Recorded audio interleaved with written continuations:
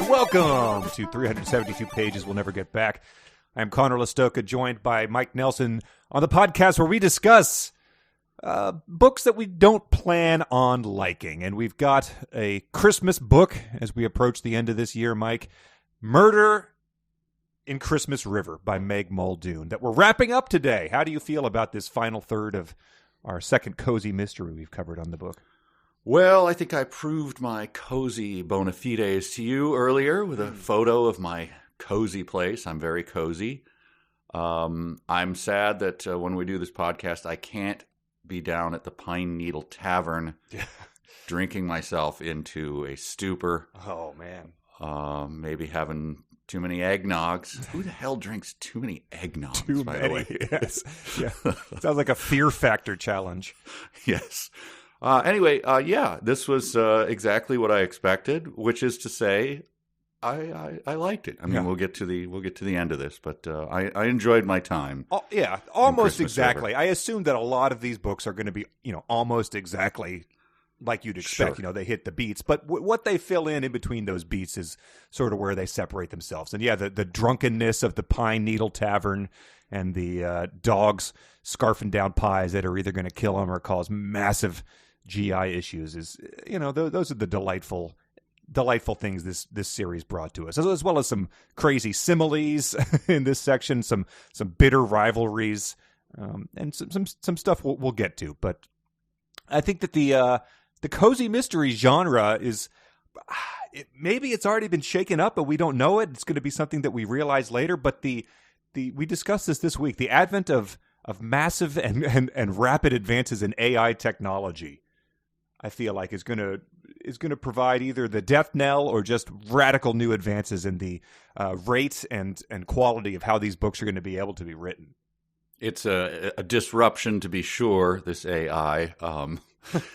If someone told me, after the fact that this woman is, in fact, what was the chess computer that? Deep Blue. Yep. If this is Deep Blue writing this, I would go, oh, okay, that makes sense. Yeah, because some of the similes we get in this chapter, like I feel as hollow as a chocolate Santa. They have that tinge of someone who doesn't have an entire something that's 90% there on the Turing test.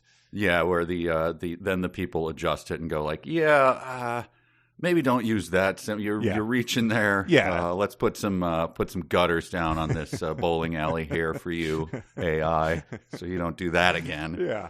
But so what we had talked about is the one that everyone was talking about this week was ChatGPT, which is the OpenAI chatbot where you can. I mean, it doesn't just chat. You can give it instructions.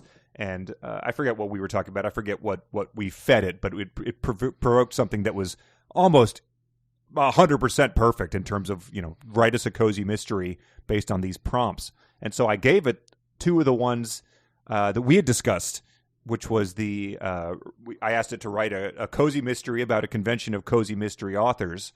And then the main character writes cozy mysteries that take place at a weed dispensary.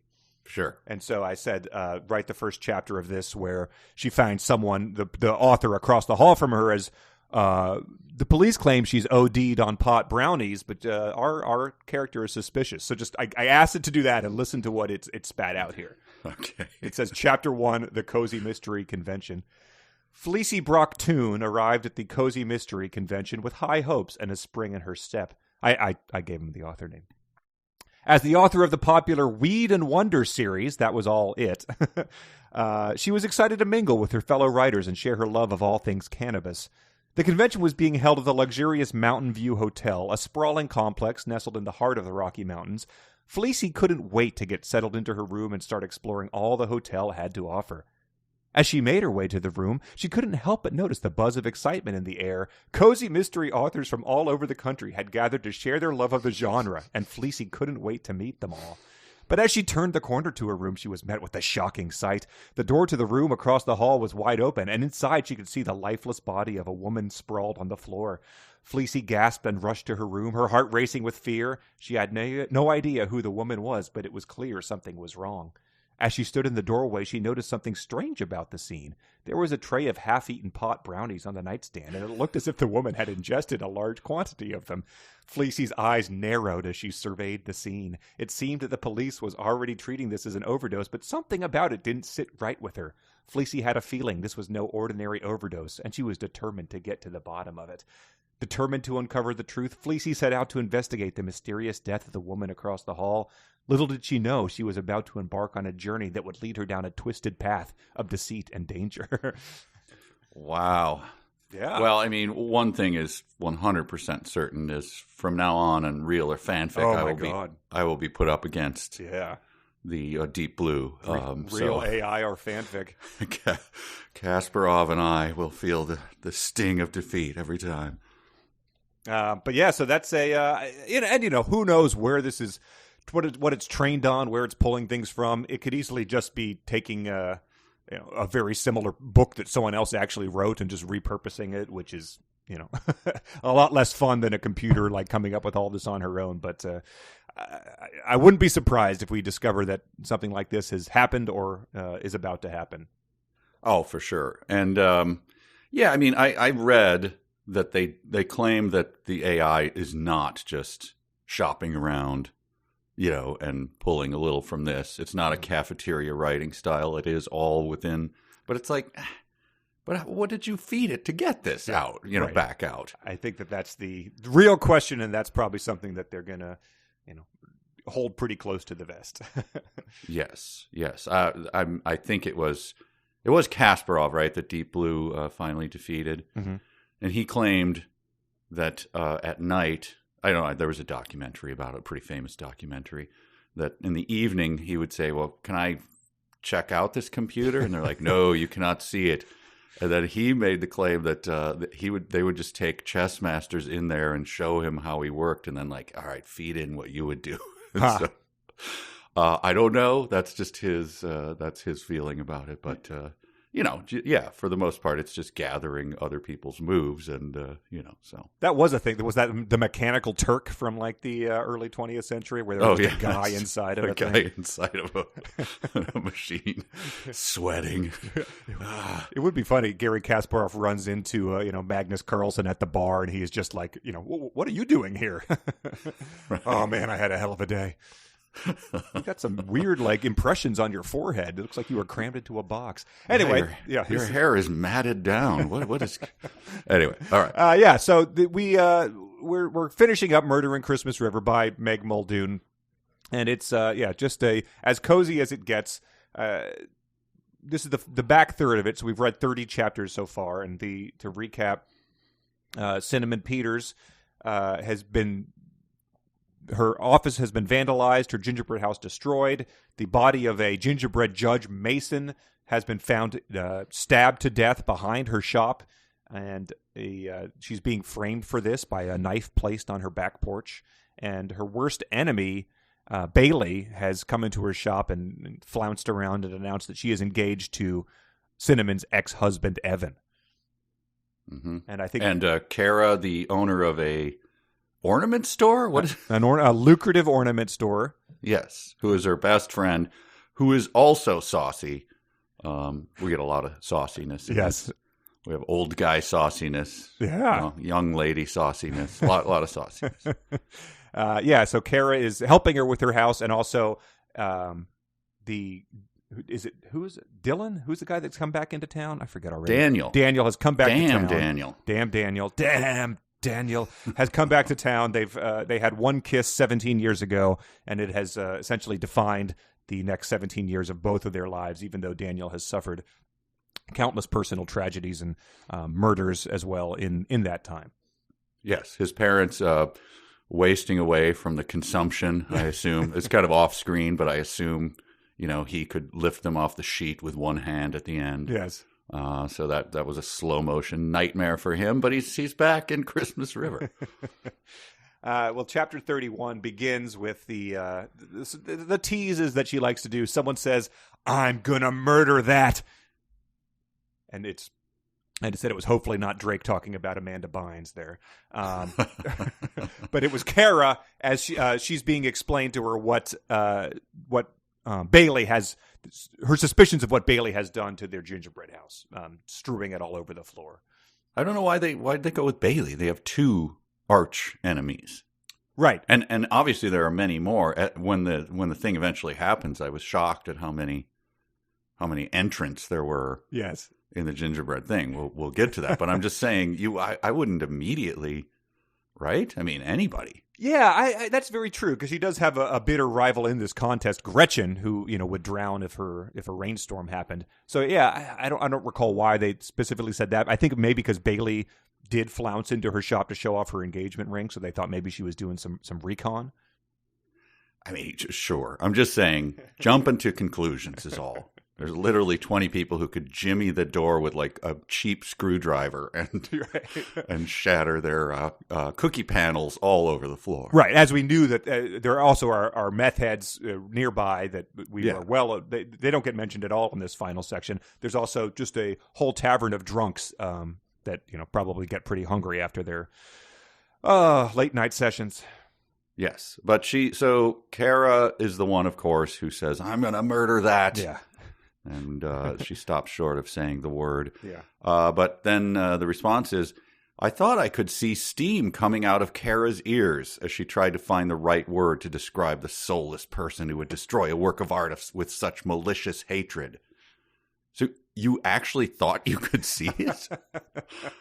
I just chalk this, her mental instability. She's got the shivering and all of that. Yeah. And visions and things. Yeah, and she often she's not well. She often lapses into these, like someone says something, and then she'll like sort of have maybe like 15 short sentences, like I knew it then. It was her. It had been her all along. The hatred, the vandal, and is the person just sort of sitting there like snapping her fingers and waving her eye in front of Cinnamon's face as she goes into this? I don't know.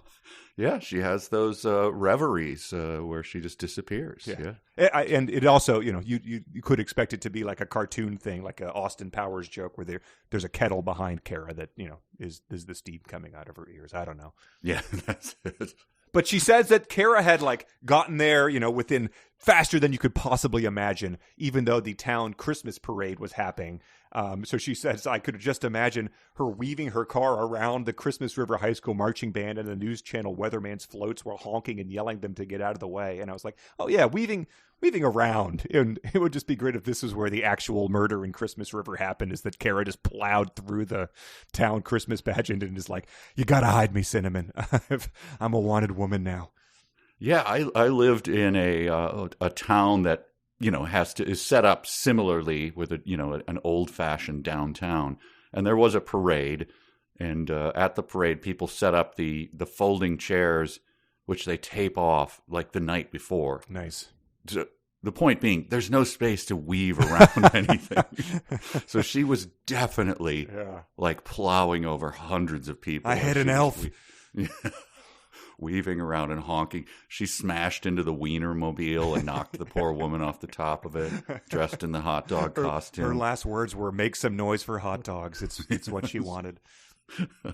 But I have my first Sonic challenge. Oh boy! All right, happens right away. Suddenly there was loud yelling and hollering coming from outside. I'd like you to give me an example of the difference between yelling and then of hollering. You can do them in either order, but yelling, hollering. Okay, give me the difference. Okay, yelling. Hey, Mike! Hey, Mike! Over here, Mike! Come on over here. So that was yelling. Hollering. Sure. Woo, Mike! Get on down here! Come on, boy! Oh, you went for hollerin'. Hollering, no G on it. Yeah, okay. Thank you. Yeah, that's good. It's a pig call, I guess. Is a sure. I think there's a distinction between the two.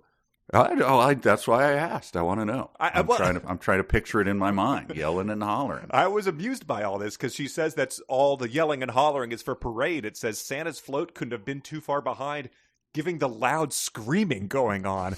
And I mean, I guess you've been to a parade where people were, I guess, screaming for hot dogs, but just the screaming just carries connotations of horror and terror, like that maybe Santa is nude or he's firing a gun up in the air or something. Like, Maybe he's just gone full. He's just fountaining around his urine back and forth between the. God, it's what Harold is that her grandfather's name? Oh my God, Warren, no. It's so early. But they speculate about this, like Cinnamon is like, I don't think this is a coincidence because she's dumb as a rock. But it says Bailey's stupid and she's a homewrecker, but a murderer? I doubt she'd have any guts for that. But I wouldn't put it past her to arrange something. I wouldn't either, Kara said. So they're speculating that Bailey has called in a hitman, yes. Which is just a mental leap. In any given big city, I feel like that would be a hard thing for your average Joe to sort of track down and arrange, let alone this town of 5,000. And, I understand the bad feelings. She did take your husband away. She was your best friend and second. And so there's got to be a lot of sting about it. But you don't immediately go to hired a hitman. Sure, she could do that too. Right. She stays in her lane. I nominate a new thing, the great sentence of the week, which we probably haven't had, but who knows why crazy bitches do what they do, she said. All I know is that we're screwed. It does stand out a bit in this cozy novel. It sounds like, I want to get that tattooed in my arm in the Grand Theft Auto font or something across my chest. Who knows why crazy bitches do what they do. So Cinnamon is, just taking a big sip of pomegranate tea and is curled up on the rocking chair. Who knows why crazy? Please, Kara, stay cozy. Oh my God! Take a big lick of yogurt off the back of that spoon. Come on, we've got to maintain some sort of decorum here. But she goes on. They keep talking about that. Is that they're like, all right, we're not going to let her defeat us. We're going to still like enter this thing. And but then Kara says, the bitch doesn't even know the meaning of Warpath. Wait until she sees what we've got in store for her. So Kara, she's a steadying hand here. She's a wild card. She comes in and she's like, I think cozies need something like her. Like the Quilter's book didn't have anyone who would come in and just be like, the bitch is going to pay. Yeah. She's got taped to her back. She's got 3 sharpened toothbrushes, with tape wrapped around the handles. Like, I'm going to shiver. Yeah. Kara's last name is Bickle. She's shaving her head into a mohawk as we speak. But another great sentence, though. All my dreams of bright sunny skies and warm sandy beaches and tanning oil lay somewhere among the broken cookie paneling of the gingerbread house on the floor. You're just not going to get a sentence like that in a good book. No, and cookie panels again rearing their head, but that smacks of AI. I feel like now it's going to be hard not to see. Warm sandy beaches and tanning oil. Wow, I'd send that back to ChatGPT. As I would this one. It says, Kara left, and I could hear the screaming of the crowd as Santa Claus's float meandered down the street. Ah! But it says, here's the first of many great similes we have of this section. The sharp noise grated on me like I was a chunk of hard cheese. Which was exactly how I felt. Yeah. So not like a hunk of she is cold and hard and completely devoid of holiday cheer. Right. So just in case you were wondering, cheese is totally devoid of holiday cheer. Well, it stands alone. So I think that's the one accuracy we've got here. But she did for a moment just before that, right before that, she became a Southern football coach all of a sudden. Oh, doing some hollering? That tired, exhausted, stressed out as a one-legged table kind of look. She suddenly became Sam Elliott at the Roadhouse. Yeah, I'll sleep when I'm dead. I'm like a one-legged table. You know what I'm saying? Yeah. A snake's belly and a wagon wheel ditch, amigo. So there you go. That's, I believe, the cold, hard cheese is the end of that chapter. It is, yeah. Chapter 32 has her, she's taken the night off, but she's ready to hit the ground running. But she's talking about how tired she was, I guess, serving all these pies. It says that owning my pie shop was a dream fulfilled, but I didn't bank on playing cashier or waitress when I had set up this place. Well, I mean, she didn't hire a cashier or waitress, so it can't possibly come as a surprise. Like that 100% was the plan, correct? Like I feel like she goes between knowing how commerce works and not knowing how it works. Yes. Because then she says, finally around late, the tourists were steadily filtering out, which was good because I was nearly out of pies. On the bright side, I had made a lot of money for the day. Well, yeah, you knew that's how this worked, right? Yeah. Did you understand?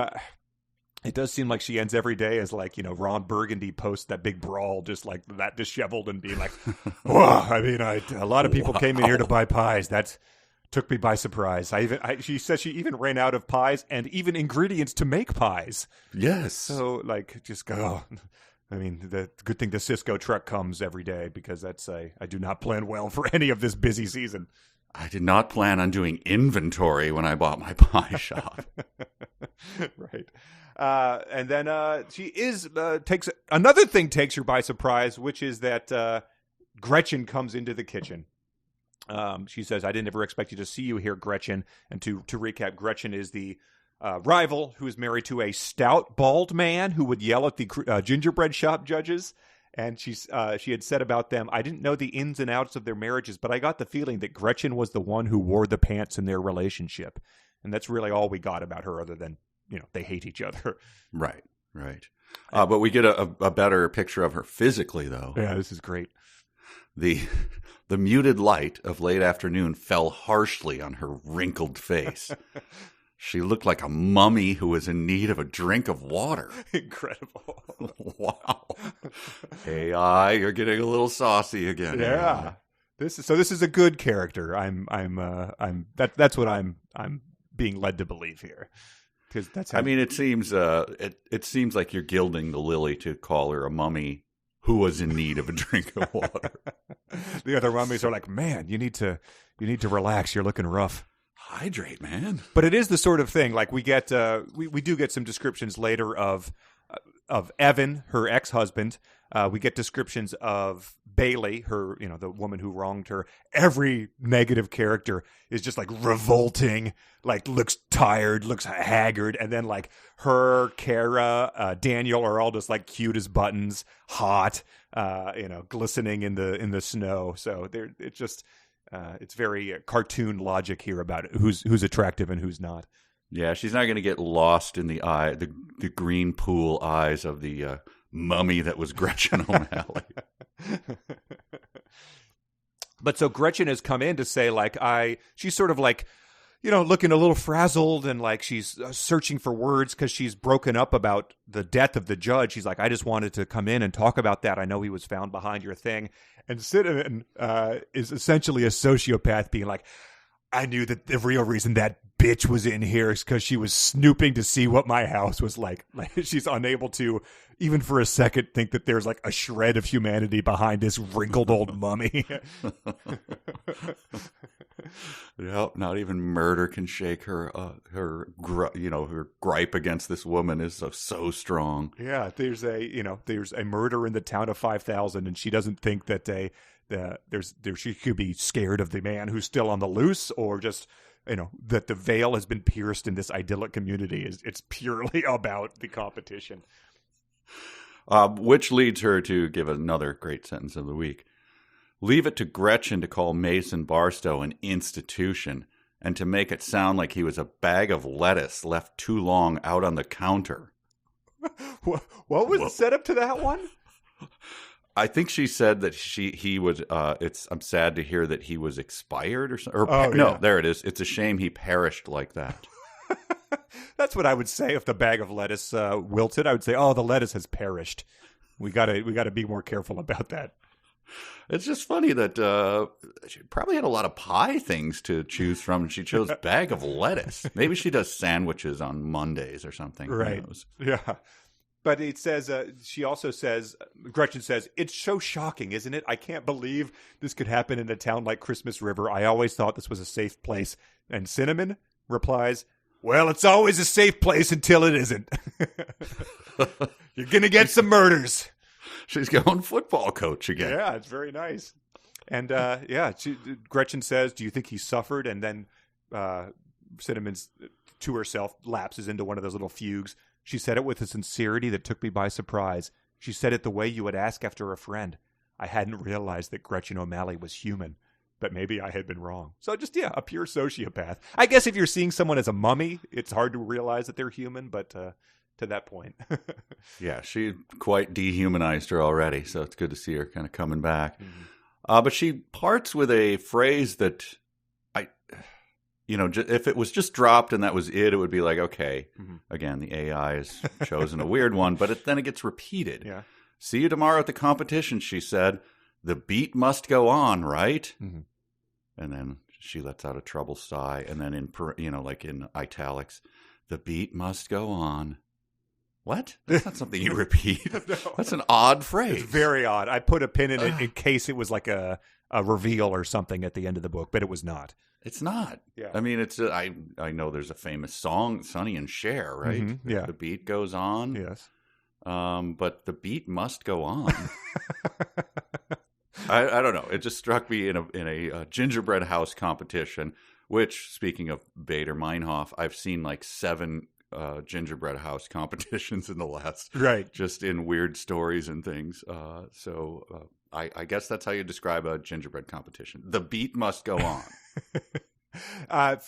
To that effect, I went to the AI and said, rewrite that passage about the Cozy Mystery Convention with more puns. And it did say, like, Fleecy couldn't wait to get high on the breathtaking views and roll out her ideas for her next book. But then it says stuff like, she had no idea who the woman was, but it was clear that something was very wrong with this picture. So it puts the puns, quote, in quotes, but it sort of ran out of them, I think. So it thought that wrong was a pun. So I think that it is very accurate to think that it might, it's like, put some references to 70 songs into this. And it's like, the beat must go on. It's like, we'll dial it back a bit. Like, it needs a slider. But that's the thing people say, right? Yes, exactly. We get a really nice cozy imagery here as Gretchen leaves and she sort of watches her go out. Her husband has been waiting in the car the entire time. It says, I watched them pull away down Main Street, still strewn with parade streamers and horse droppings. Just grip the mug of cocoa and take a big sip as you look out on Main Street, USA. I mean, that town, it has a lot of... I assume it has a pretty large tax base because of the tourism and everything. They can afford those manure bags for their parade horses, right? Yeah, dung sacks, guys with the little dust pans and brooms that follow them in cartoon parades, sure. Yes, they have to. I mean, just strewn with horse droppings. Okay. Yeah, we'll put a pin in that. Yes, very nice. Chapter 33 ends with her going to bed, but she's trying to get in touch with Daniel, who is going straight to voicemail, which based on his track record means another close family member has been murdered. Sure. Or maybe Daniel this time. Who knows? Yeah. And Kara says to her, like, be careful, Sin. You might not, but I remember how devastated you were when he left the first time. It's been 90% of the book. I think she's pretty aware of how she felt. She still feels that way. God. She had that emotion going strong, burning the whole time in the background while she was married to a guy. Exactly. Which once we meet Evan, you understand a bit better how she might those embers might stay lit. Sure, yeah. But pretty much the main chapter of this is the main point is that they build the house, and it's sort of glossed over. But the main takeaway is that it says we spent the rest of the night up to our arms in gingerbread dough and frosting and marzipan and candy decorations. The wind howled outside as a blizzard descended upon Christmas River, burying everything under a fresh 3-foot coat of snow. So it's just an interesting wrinkle because that's a lot of snow. Like, that's a lot of snow. That is quite notable. Yeah. Buffalo made national news, I feel like, with slightly less snow than that last month. And it sort of just is it's an aside for Christmas River, the town of 5,000, where you pointed out they don't have people picking up the horse droppings after the parade. So those are getting iced in. Those look like Jack Torrance at the end of The Shining. but the plow crews are able to handle this, I guess. It sort of proves to be, at best, a slight inconvenience. And when you're plowing this amount, those of you who live with snow will know, has to go somewhere, right? And then usually, after a snowstorm, temperature kind of drops, usually.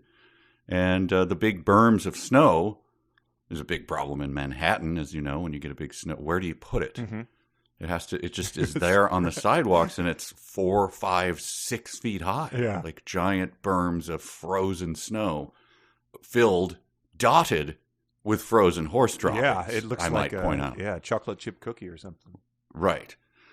So this is a big problem, but yeah, it is very much glossed over. Yeah, because they're doing this the night before the competition. So like, if you were doing, if you had school the next day, it'd probably be canceled, 2-hour delay type of thing. But everything pretty much goes off as planned. So it's interesting to include that because it has been snowing pretty much throughout the entire book, but it's always magical snow or whatever. Never a 3-foot blizzard, but yeah, it's just why not fresh 4 inches, which would still be notable. It's like, oh, yeah, it's got some snow. Yes, exactly. Put 3 feet. I think we came up short in the 90s. There was famously in Minnesota, there was a Halloween blizzard. Wow. And we came up short of 3 feet, but it was a lot. It just kept snowing. Mm-hmm.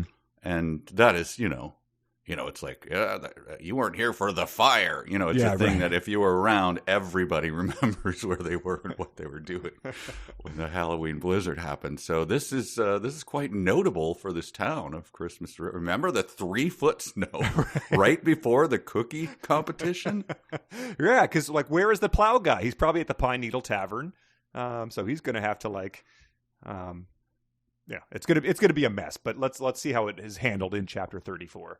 I would just like to point out, though, I was very confused by this sentence earlier. As we rolled out sheet after sheet of gingerbread cookie dough, Kara noticed me stealing. What? Wait. Oh, cookie panels. Into what Thank form? Right. Yes, okay, a panel. Yeah. Okay, that's good to That's hear. what you were making out of them. All right. Hi. Whew, very confused for a moment. Very, extremely. Thank you for clarifying.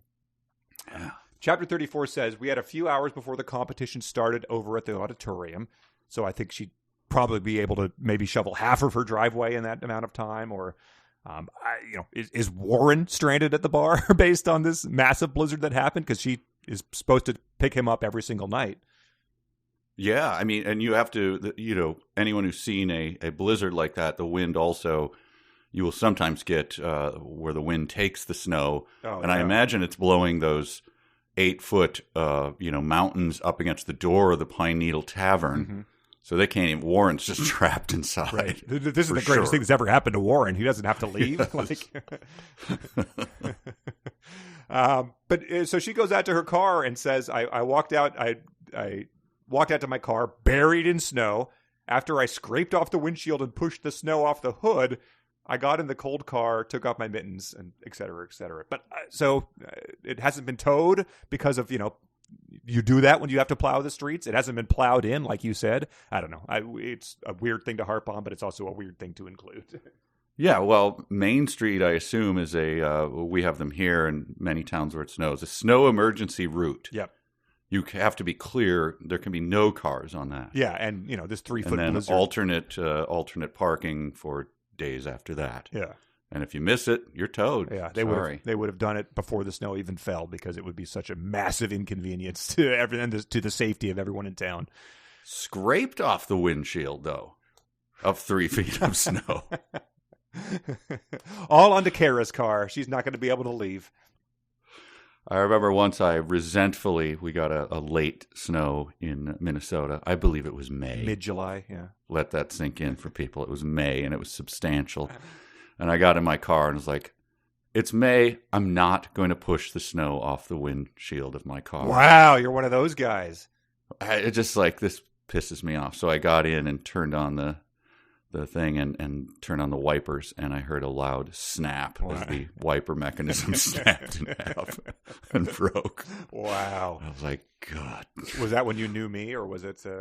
No, this was before that. So I drove home to Bridget and just did the whole, why do we live here? Why do we live here? So that's what incredible. I assume Cinnamon had happened to. Her wiper mechanism is now snapped.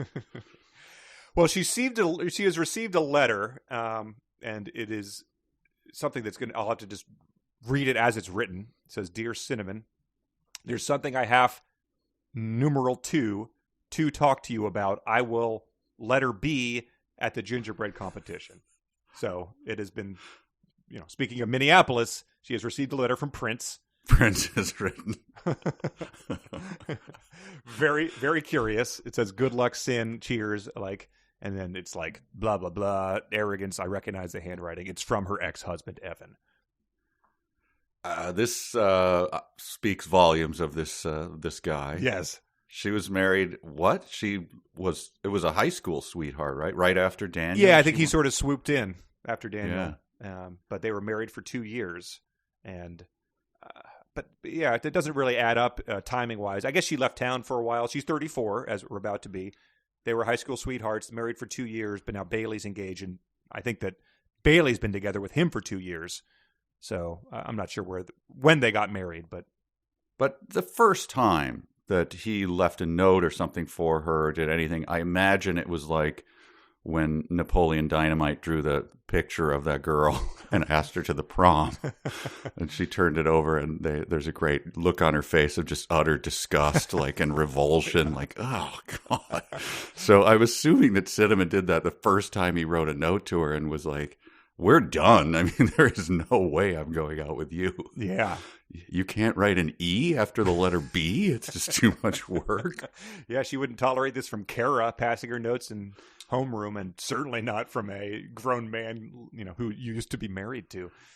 Yeah, maybe he just never wrote a note to them because he knew, I can't. I mean, it'll be over. "Dear Cinnamon, there's something I have to talk to you about. It's been several hours and 15 days.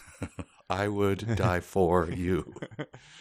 So she heads home. She's pretty much, she's exhausted. She's been up all night, pulled the all-nighter, and she comes home to shower and get ready for the competition. And Warren has already prepared her a big plate of eggs, bacon, and pancakes. So he did make it home somehow before the storm. And she got dressed. She went with a simple, elegant black turtleneck. I'm still thinking about this snowstorm because I live here. Okay. A suede skirt and my lucky red cowboy boots. Huh. Yeah. They're very slippery. I'd be very worried going through the icy streets after they've been kind of scraped. Yeah. If cars drive on them, you know how it goes. You get that icy slick. Yeah. And every footstep, re-ices and makes it harder to walk. A skirt as well, for this weather. Yeah, I don't know. Maybe there it warms up after a snowstorm. So I don't know. Maybe it's like you could go skiing, in just a sweater kind of day. I don't know. Yeah, and I know there's mountain towns out there. They're like, yeah, we handle this stuff. 3 feet is, don't write in about if your town does that. It doesn't. I know this. If you're a ski resort, you're probably happy when it snows 3 feet. But we do not need to know how your town handles something like this. It's a town of 5,000 people. I'm guessing it's not going to handle this well. Yeah, so we had a lot of football coaches earlier, and now Warren turns into a 90s dad at a playground. As he says goodbye to her, he says, "See ya, champ," he said.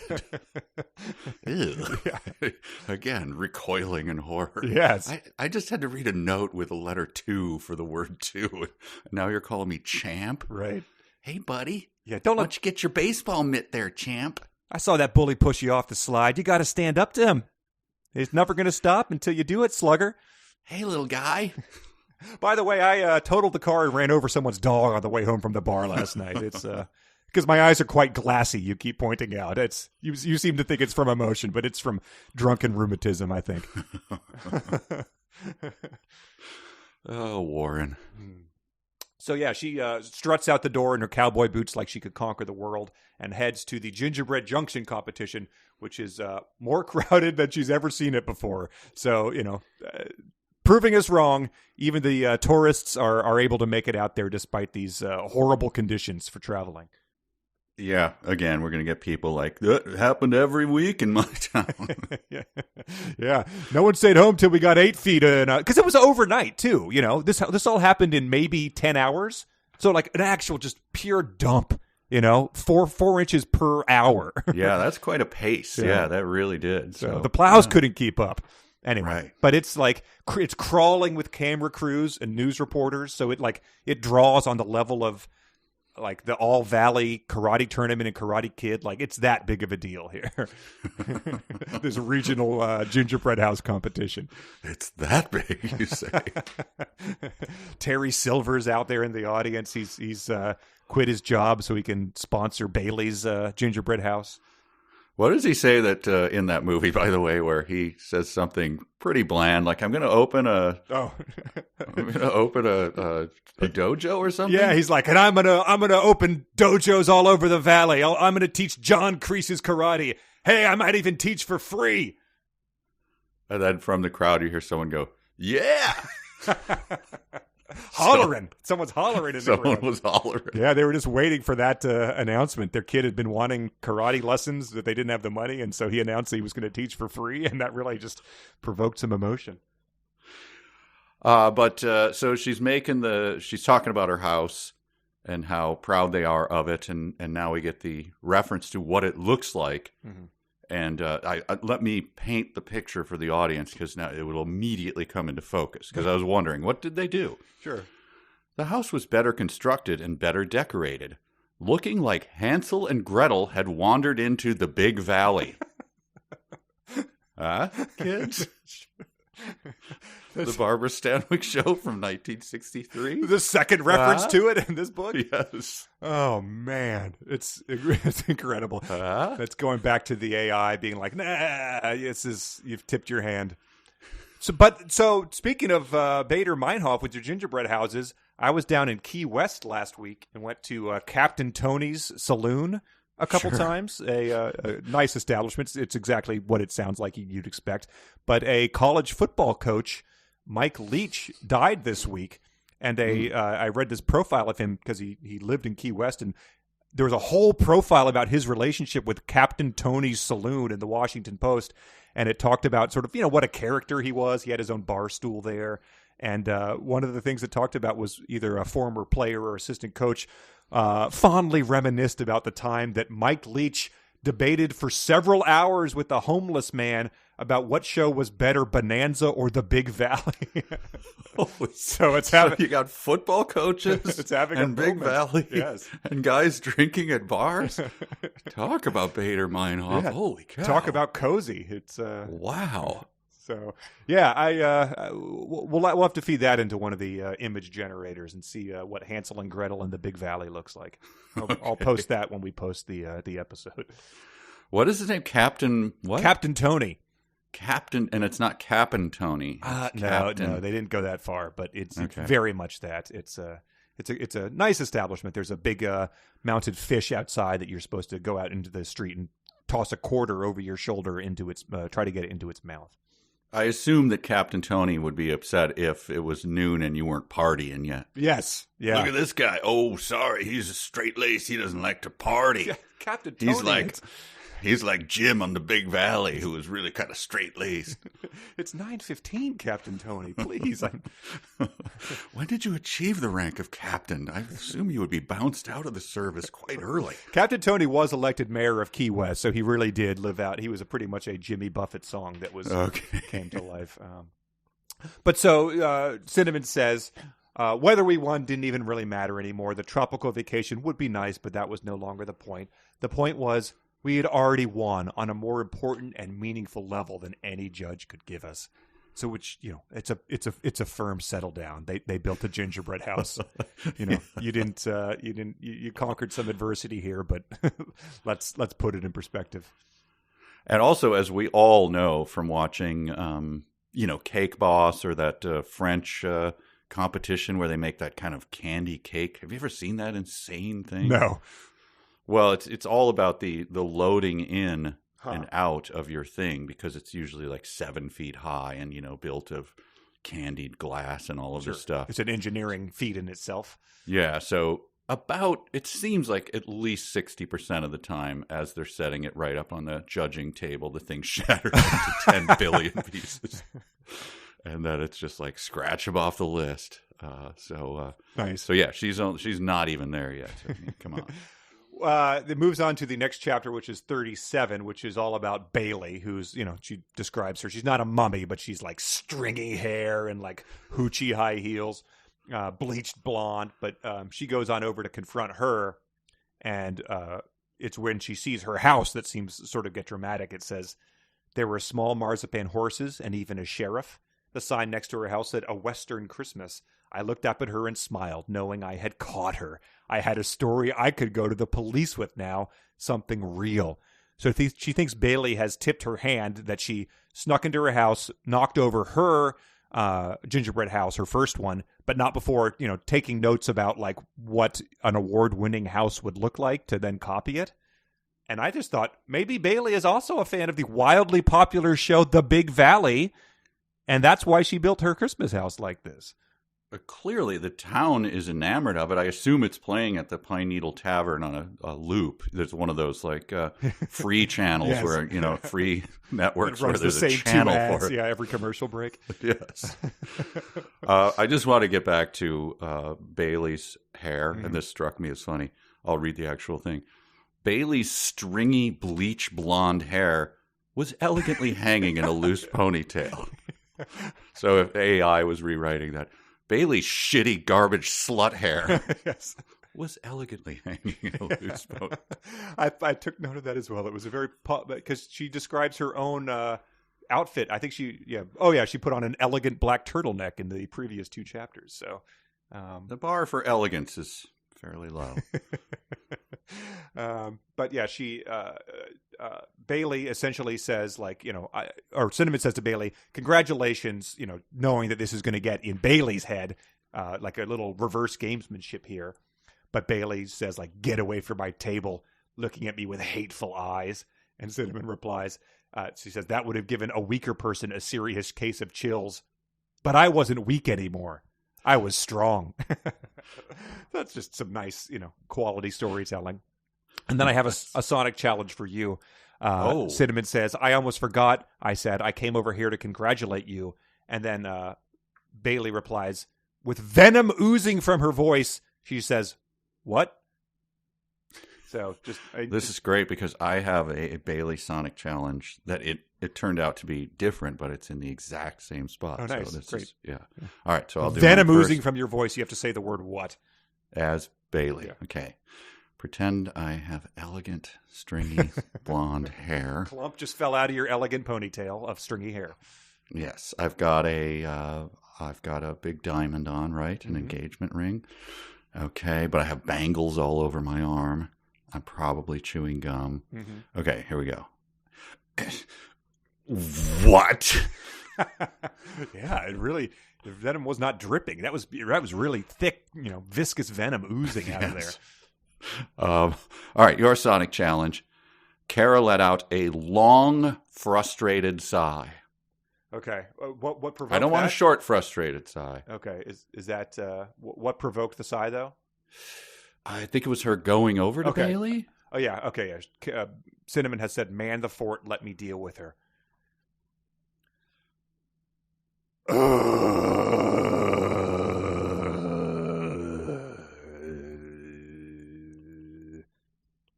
Wow, Kara's less brassy and chirpy than I would have thought. Sounded like Norman. Yeah, it sort of went into some Tuvan throat singing by the end. Yes. Well, good. That was nicely challenged there, the sonicness. Yeah, 2 Sonic challenges.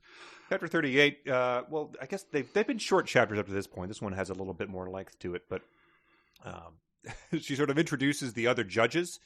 Adam Bybee, a retired baker. Shanna Wellington, a pastry chef from Portland. The other one I didn't know. He was filling in for Mason, and I had no idea what he was looking for at our gingerbread houses. So I was taking notes.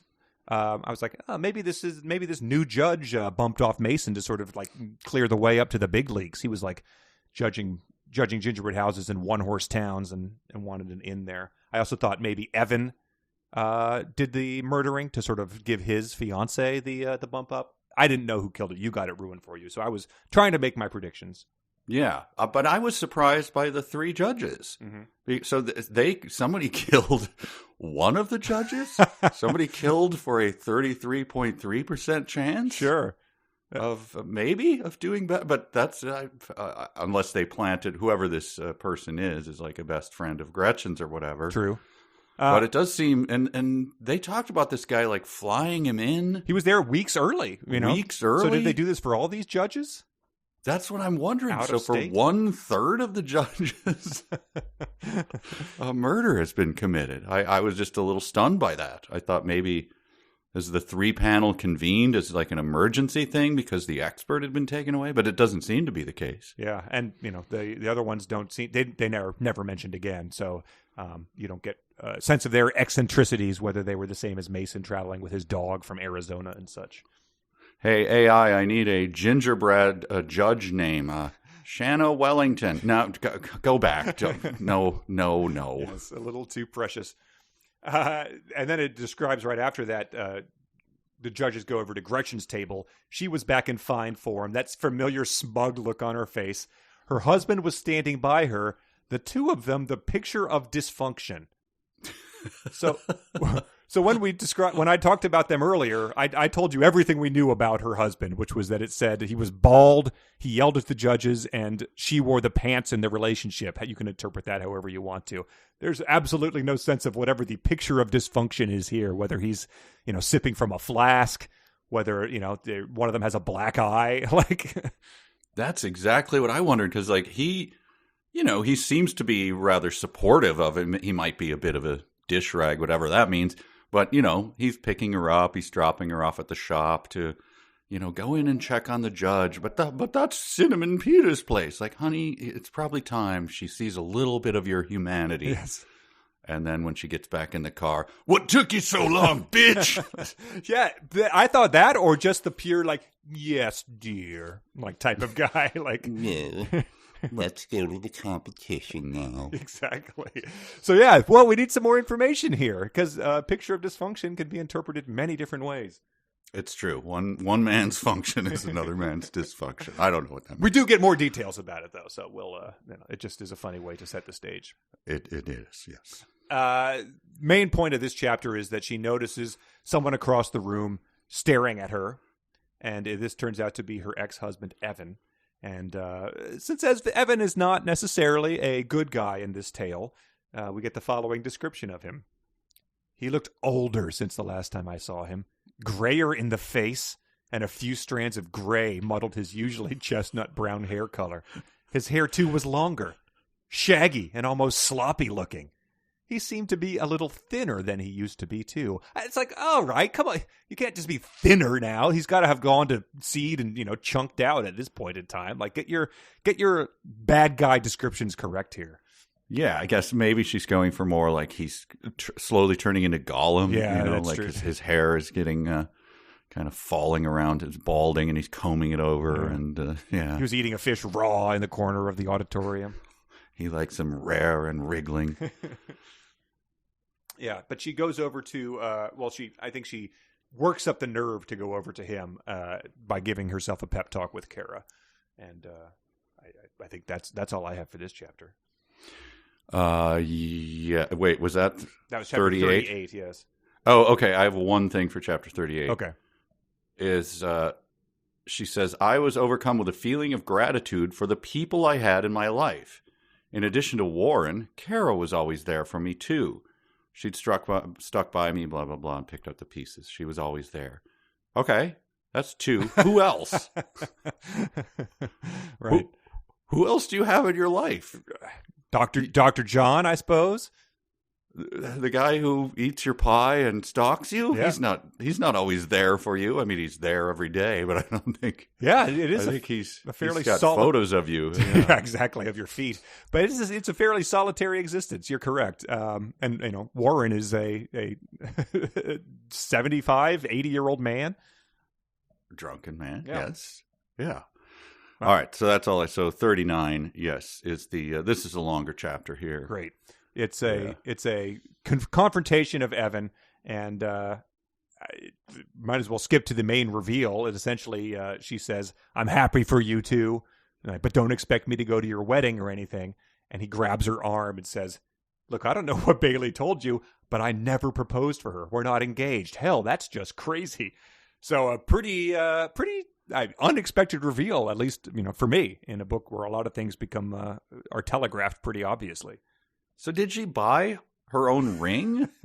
Like, is it a piece of costume jewelry she hides in her purse? From Charles Kim, maybe. Yes, indeed. And she also happens to subscribe to his views on the world. Yes, so she's became a more interesting person to me. Yeah, very good question. Who knows if she's wearing it during the competition, because that would probably be something Evan might notice. Yeah, this is very strange. So yeah, she walks. So I guess if she only revealed it to one person, maybe it's easier to assume that they're never going to talk to each other. Otherwise, that's a pretty big lie to try to uphold. Right, because if you're doing that, all you're hoping is that Cinnamon, she's wrecked by it, but clearly she's going to go and mention it to someone else at the Pine Tree Tavern because it's a gossipy little town. Right. Yeah. Well, so that's nuts. But then this was very odd. Like, obviously we don't like this guy already. No. But he ran a finger up and down the bare skin of my lower arm. Yeah. Yeah. Hey, baby, I'm not actually engaged to her. You know what I'm saying? Yeah, he's the classic creep in the Adam Sandler movie who gets in the way of Adam Sandler falling in love with Drew Barrymore type of guy. And I guess that's probably a Hallmark staple as well. Yeah. Did I get a little grayer? Maybe, but that's just because I was thinking about you. You know what I'm saying? Oh my God, you haven't trimmed your thumbnail in 4 weeks. It's all yellow and chipped. Yeah, is that turning you on, baby? It certainly isn't. Awful. But yeah, as he is doing that, he apologizes and says, my life has been hell ever since I left you. And she goes numb and feels like she's been bitten by a swarm of mosquitoes. Yes. What? Itchy all of a sudden? I don't know. I have been bitten by a swarm of mosquitoes. Did it feel like when a ex-loved one confesses that they've always kept you in their heart? Nothing like that. It's shockingly different. It felt like malaria was coursing through your veins? Oh, it felt very, very itchy and painful and strange. And yeah, it was actually on a camping trip once. So many mosquitoes and just DEET. It felt like they were licking the DEET up, and going, laughing at you. This is good, and biting us. And so we were at a stop. We were going to portage, and so we had to run back and forth along the road, eating cold hot dogs before we started, because otherwise when you stopped they would just swarm you. So we just run back and forth eating hot dogs. You'd plan to eat the cold hot dogs just sitting by the campfire, but you had to eat them on the go was the change in the plan there. Yes, of course. You're making a big case for Minnesota, I think, in this episode. That's my big takeaway. This might have been Wisconsin. Okay, Let's spread the blame a little bit.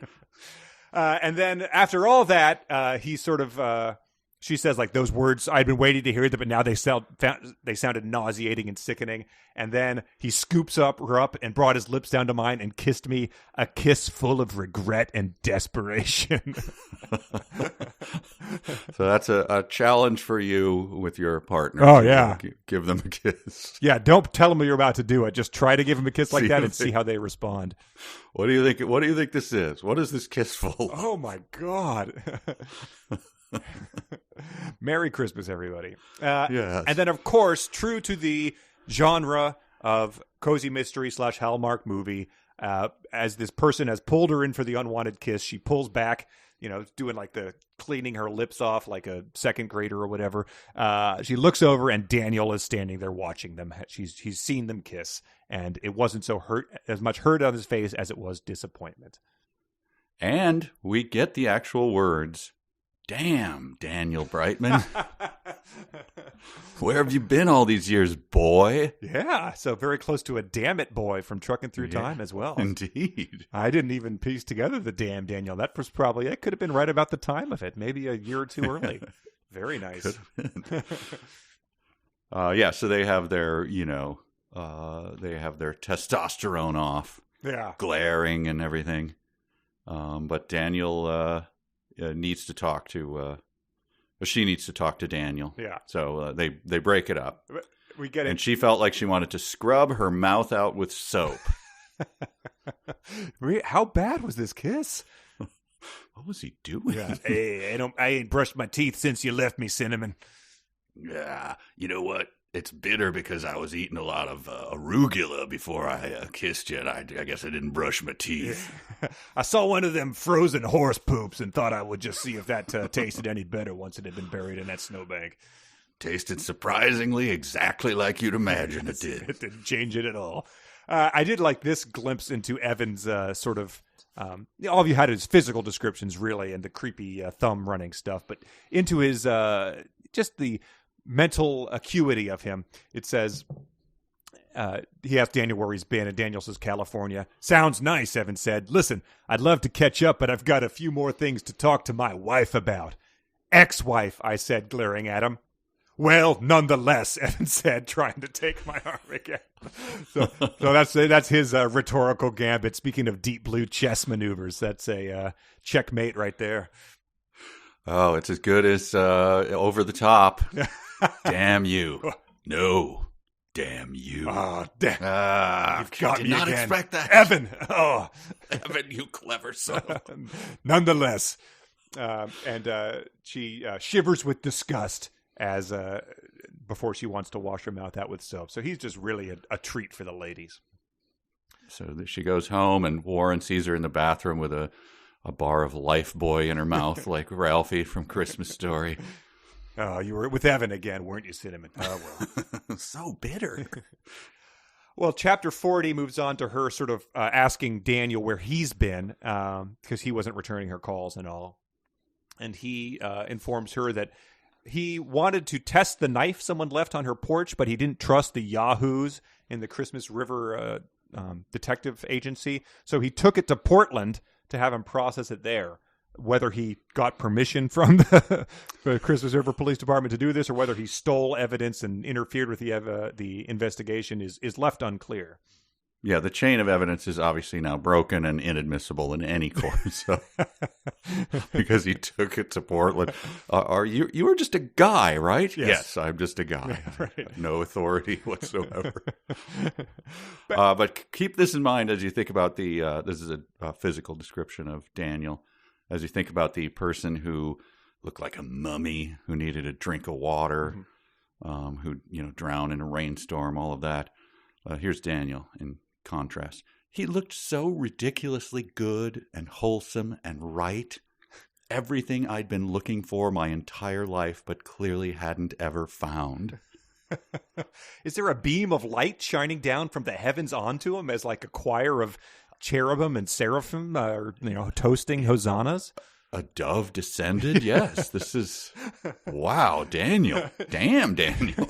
But you can't even, talk about his, chiseled jawline and, like, rippling muscles, because that's too much for a cozy mystery, I guess. He's not even, like, being like, oh, where's the judging station? Is it over there? Pointing to flex to do it. Like, he's making him seem like a messiah.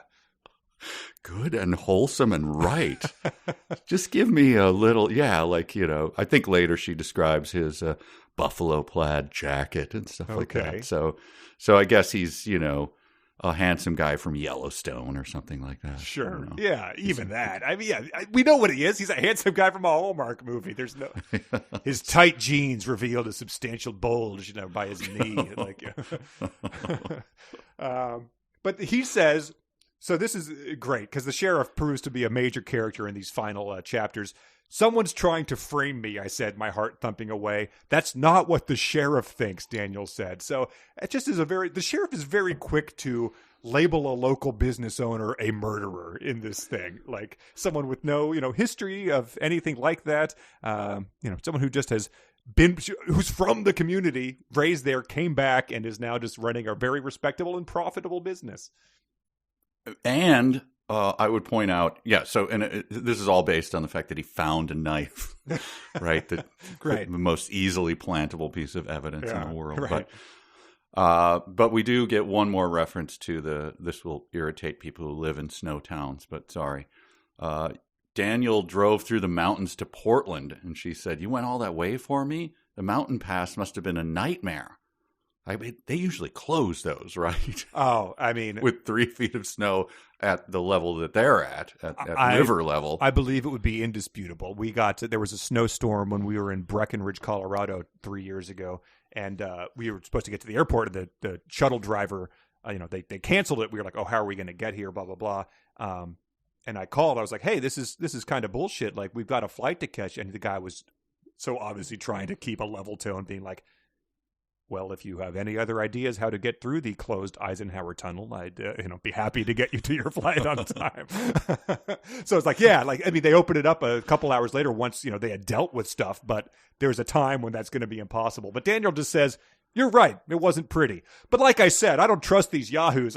So just hand wave away the 3-foot blizzard, probably even more up in the mountains. So he's driving. There's people there with flashlights and yellow vests on, and the visibility is like a foot. And he's driving up, and he's got a knife next to him in the seat. Like, sir, turn around. I need you to turn. Whatever your business is, it's not that important. It's death up ahead. It's jackknife truck after jackknife truck. Yes. The ambulance will never make it to you in time. If you got a snow machine, you might fight through it, but I don't think so. But he makes it there and back and says it wasn't pretty, so. Yes. Good. He also has he drops some knowledge. He says, this wasn't some cold-blooded murder. I think Mason knew whoever killed him, and I think he knew them well.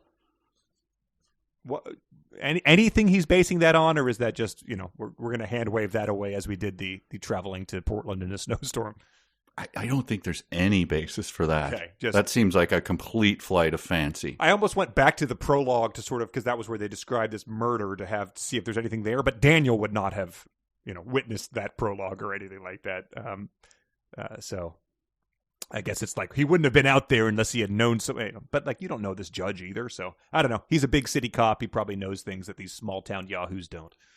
Once we get to the actual solution, I have a lot of questions. Okay, all right. Well, let's make our way there. Okay. Chapter 41 says that the crowd was starting to get antsy because the judges had been conversing now for half an hour, and it appeared they had not chosen a winner yet. So it's on the verge of turning into 10-cent beer night or disco demolition night. You're going to have a riot at the gingerbread. Half an hour? I mean, imagine the judges at the dog show, Westminster Dog Show, probably discuss it for all of 2 minutes before they make a decision. I used to, I wrote for a while on a quote unquote live TV show. It was taped, but it had a live studio audience. Okay. And we would do 4 or 5 shows with the same audience. Okay. And they sat in, a small bleachers, but, there was a good amount of them. And it would be like show 4, and people would just be, the cameras are off, and people would be yelling at me as I ran around with a clipboard, like, this sucks, man. You got to get me out of here. God. And I'm like, can we let these people, is there another audience? Like, no, we got to do 2 more shows, so do whatever you can. I'm like, I'm trying to make them laugh. Like, they hate me. They hate this situation. Hurled a beer it's like bottle they're at being them. trapped on a plane, and the toilets are overflowing. Wow. Like, this is awful. So, bodes well for when people are going to be watching it at home. yes. Wow. Yeah, the laugh sign goes on, and people just flip double birds at it. Nope. Like, oh, God. They're hollering instead of laughing. This is not good. Yes. So that's what's happening at the gingerbread competition. So while everyone's getting antsy, she's just sort of talking to Kara, but then a deep voice says Cinnamon Peters. No, and it's a sheriff. So it's a deep voice sheriff, which is another 372 trope. But it's Sheriff Trumbo who comes over with a reporter with a camera who's leering at her, and to which her response here is another classic Muldoon simile. My mouth suddenly went as dry as the high deserts of eastern Oregon. So just a classic thing that I'm always comparing things to myself. I was like a mummy who needed a drink. But Sheriff Trumbo was standing in front of me. This is a challenge for everyone at home. There's no way we can do this, but was standing in front of me, an authoritative look on his face. Nice. And then to my right, a camera with an eager-looking reporter was leering at me. The camera was?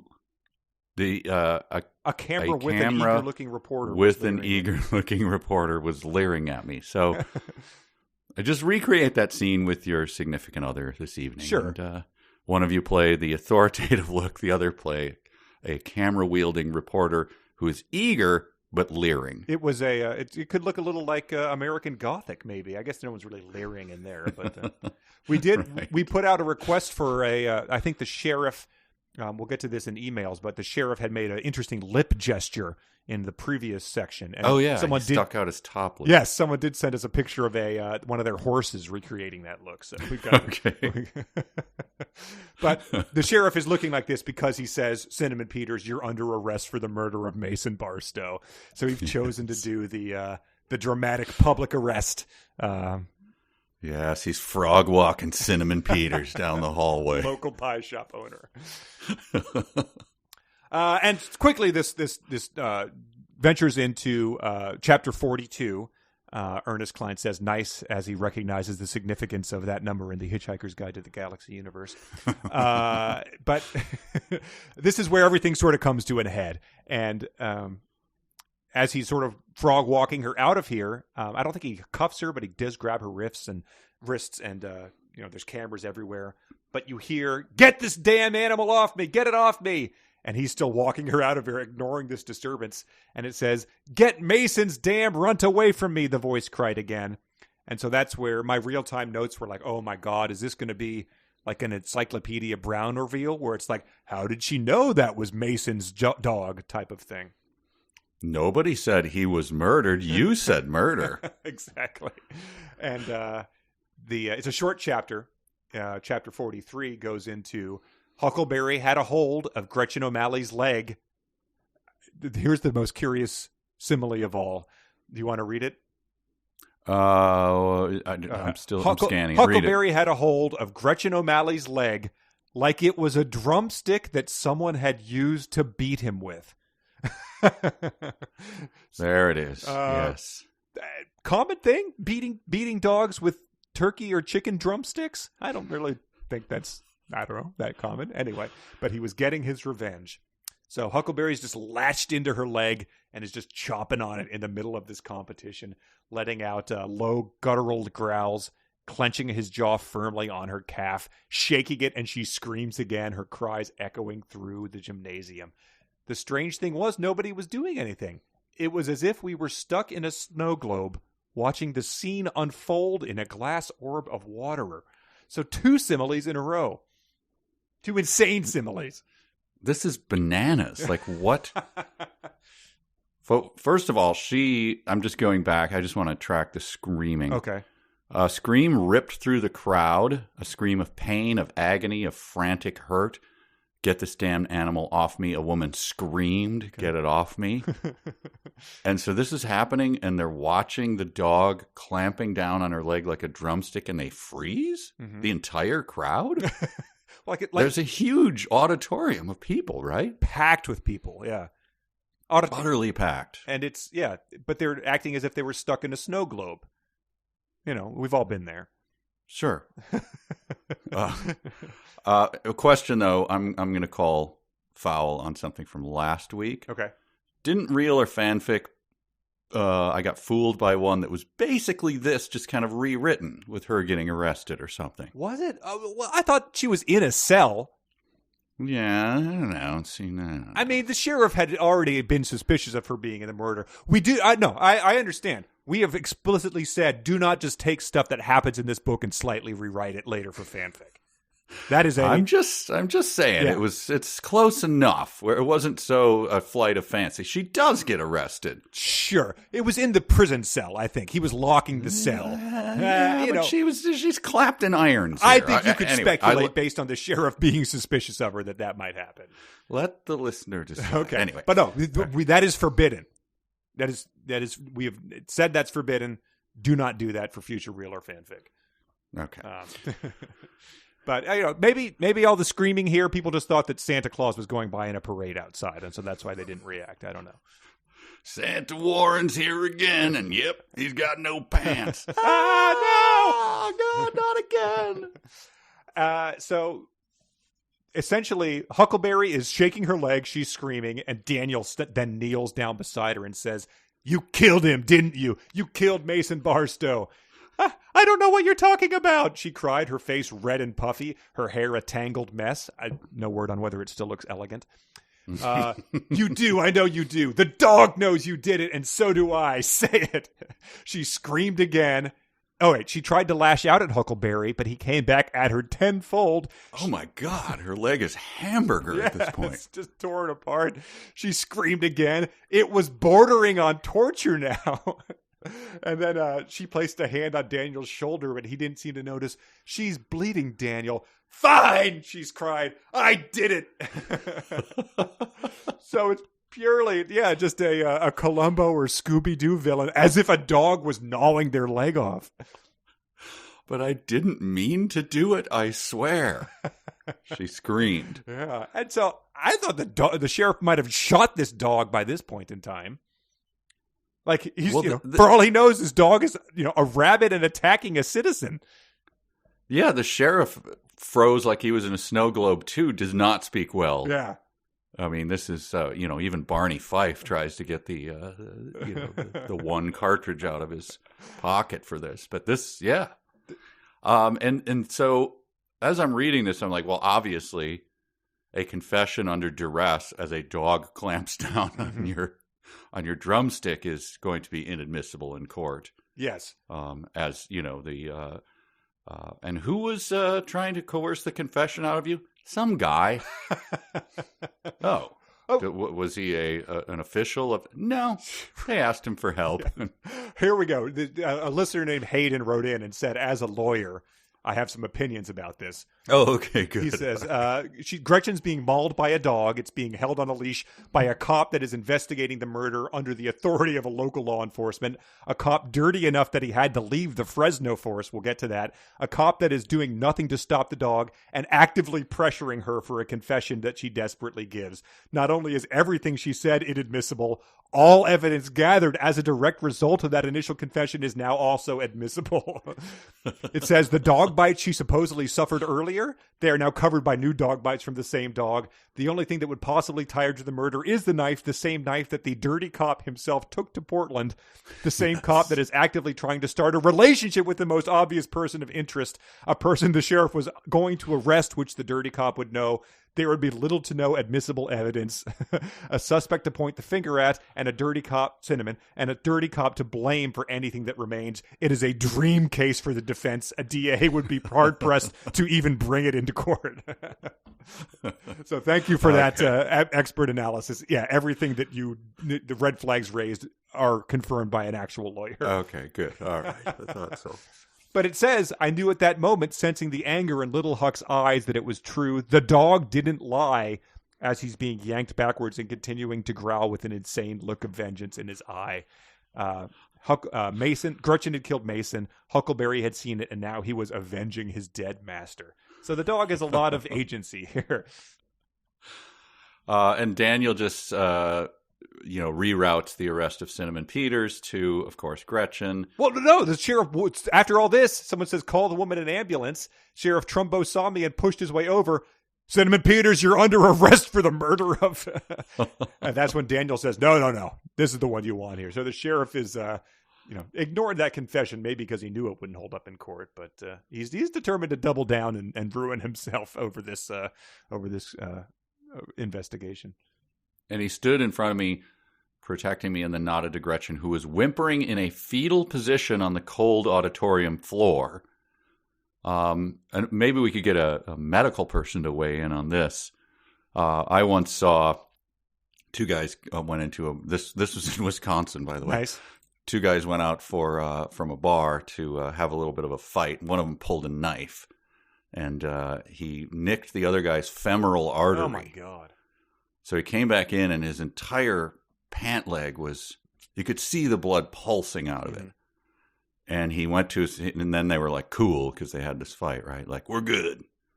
And then the the ambulance came in, and everybody knows it's a small town. Like, hey, you're bleeding pretty bad. Looks like it nicked your femoral. We need to get you into the hospital right away. And the guy goes, just got myself a pitcher. You're gonna have to wait. And they're like, John, damn it, man. Wow. And I witnessed this anyway. Warren. Yes, it was Warren. Does Gretchen? Did she get it? There's a lot of important blood vessels running through the leg. Yeah. I'm just concerned about her is all. Yeah. She could be bleeding out as everyone sits there frozen like a snow globe. Yeah, as a sheriff arrests another person. I think it's a legitimate concern, especially since she's like old and frail as well. Okay. This is going to she's going to be even more desiccated after this moisture seeps out of her leg. Yeah, she can't spare that moisture. Well, in chapter 44, they sort of flash forward and say that nobody got the grand prize. They cancel the whole competition because of this and say they were wrong to let it continue after Mason was found murdered after suspicious circumstances. And it's probably true. But this is shocking, though. So after the freak show had taken place, Christmas River showed up on every news station radar for 500 miles around. Tick them off here. We a murder, an arrest, a confession, a dog attacking a woman who looked like a mummy, and only 500 miles around? Yeah. I mean, this seems like national news. And Cinnamon Peters, pie shop owner. Yep. She's cute as a button. She's going to be photogenic as hell as you put it up there. Like, pie shop owner wrongly accused as dog attacks. I mean, come on. This is Larry King show. Yeah, Jay Leno 90 monologue. minutes. You've got the dancing Yes. Warrens coming out, Yes. 500 miles? That's it? Yeah, this would be a nationwide story, and you'd have, truthers like looking at photos of Cinnamon trying to think like, oh no, it was actually her all along still, even though the woman confessed. She'd have negative reviews on Yelp for her pie shop. Yeah. Yeah, this would be, the internet sleuths would be on this for months on end. 500 miles, that was it. Yeah, right, yeah. Especially because they'd be like, 3 feet of snow had fallen and people still showed up for this. These were all crisis actors. No, they were all there. They were in the auditorium overnight planning to do this. Someone comes up with a little rhyme like, or some little meme like, fire doesn't melt steel to come up with a big conspiracy. And right, they're analyzing her house for clues, like they're seeing a confession in the Big Valley scene she had laid out, like oh yeah, through the Google Maps they can like see through her front window the Big Valley's on, and you can see the date of the episode. Yeah, she's watching an episode where the sheriff got a false confession out of the town drunk or something, and that's what they pin it all on. Wow. Well, of course, the internet does not really exist in this book, so it's that's true. Sorry. But it says one of the organizers stepped down, and there were promises of regulating next year's competition so it wouldn't ever get out of hand again. So they're going to just implement some contingency plans in case of murder, which is probably something the competition didn't think they needed, but a good thing to have going forward. Certainly, yeah. You plan for the worst is what you do. So, but we get the details of what happened, which she says, I heard about it mostly from secondhand sources. And then goes on to list insane details that these secondhand sources have provided her, because obviously it's just recounting what happened. But essentially, Gretchen and the judge had been banging for months. Yes. They were meeting up at the High Springs Lodge, getting dinner. No word about whether like the bald-headed husband was like watching from a chair or anything like that. But she wore the pants in the relationship. It says it was hard for me to imagine the two of them.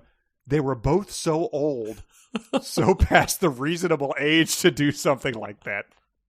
Which is like, does she mean just the sex? It's like, wow. It says even if there was a reasonable age to do something like that. So this is about as sordid as a cozy mystery is ever going to get. It is funny though that she, past a certain age, you shouldn't be doing anything sordid. I mean, why don't you do something wholesome like start drinking at the bar at 9 a.m. until you're blind, piss drunk? Need to be driven home. Yeah. Or wholesome like rubbing your thumb against your ex-wife's bare arm and then calling her his wife still. Oh, that was incredible. She does not have a grasp of human nature, is all I'm going to say. I mean, how old were they? They were that old. They looked like mummies. I mean, yeah, it didn't say anything about Mason, but he seemed like he was still sort of dapper. So, I mean, you could imagine him having sex, but not this King Tutankhamun. But the way they found the actual evidence is that in a search of Gretchen's house, they found a note stuffed inside a base of a lamp on her nightstand that was written by Mason. So they did a really thorough search here. That's sort of what happened in that other cozy mystery we read on Patreon, right? Wasn't there they found a note that she had written inside her nightstand as well? So standard spot for these notes to be found.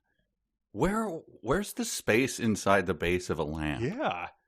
I'm wondering. I don't know every lamp.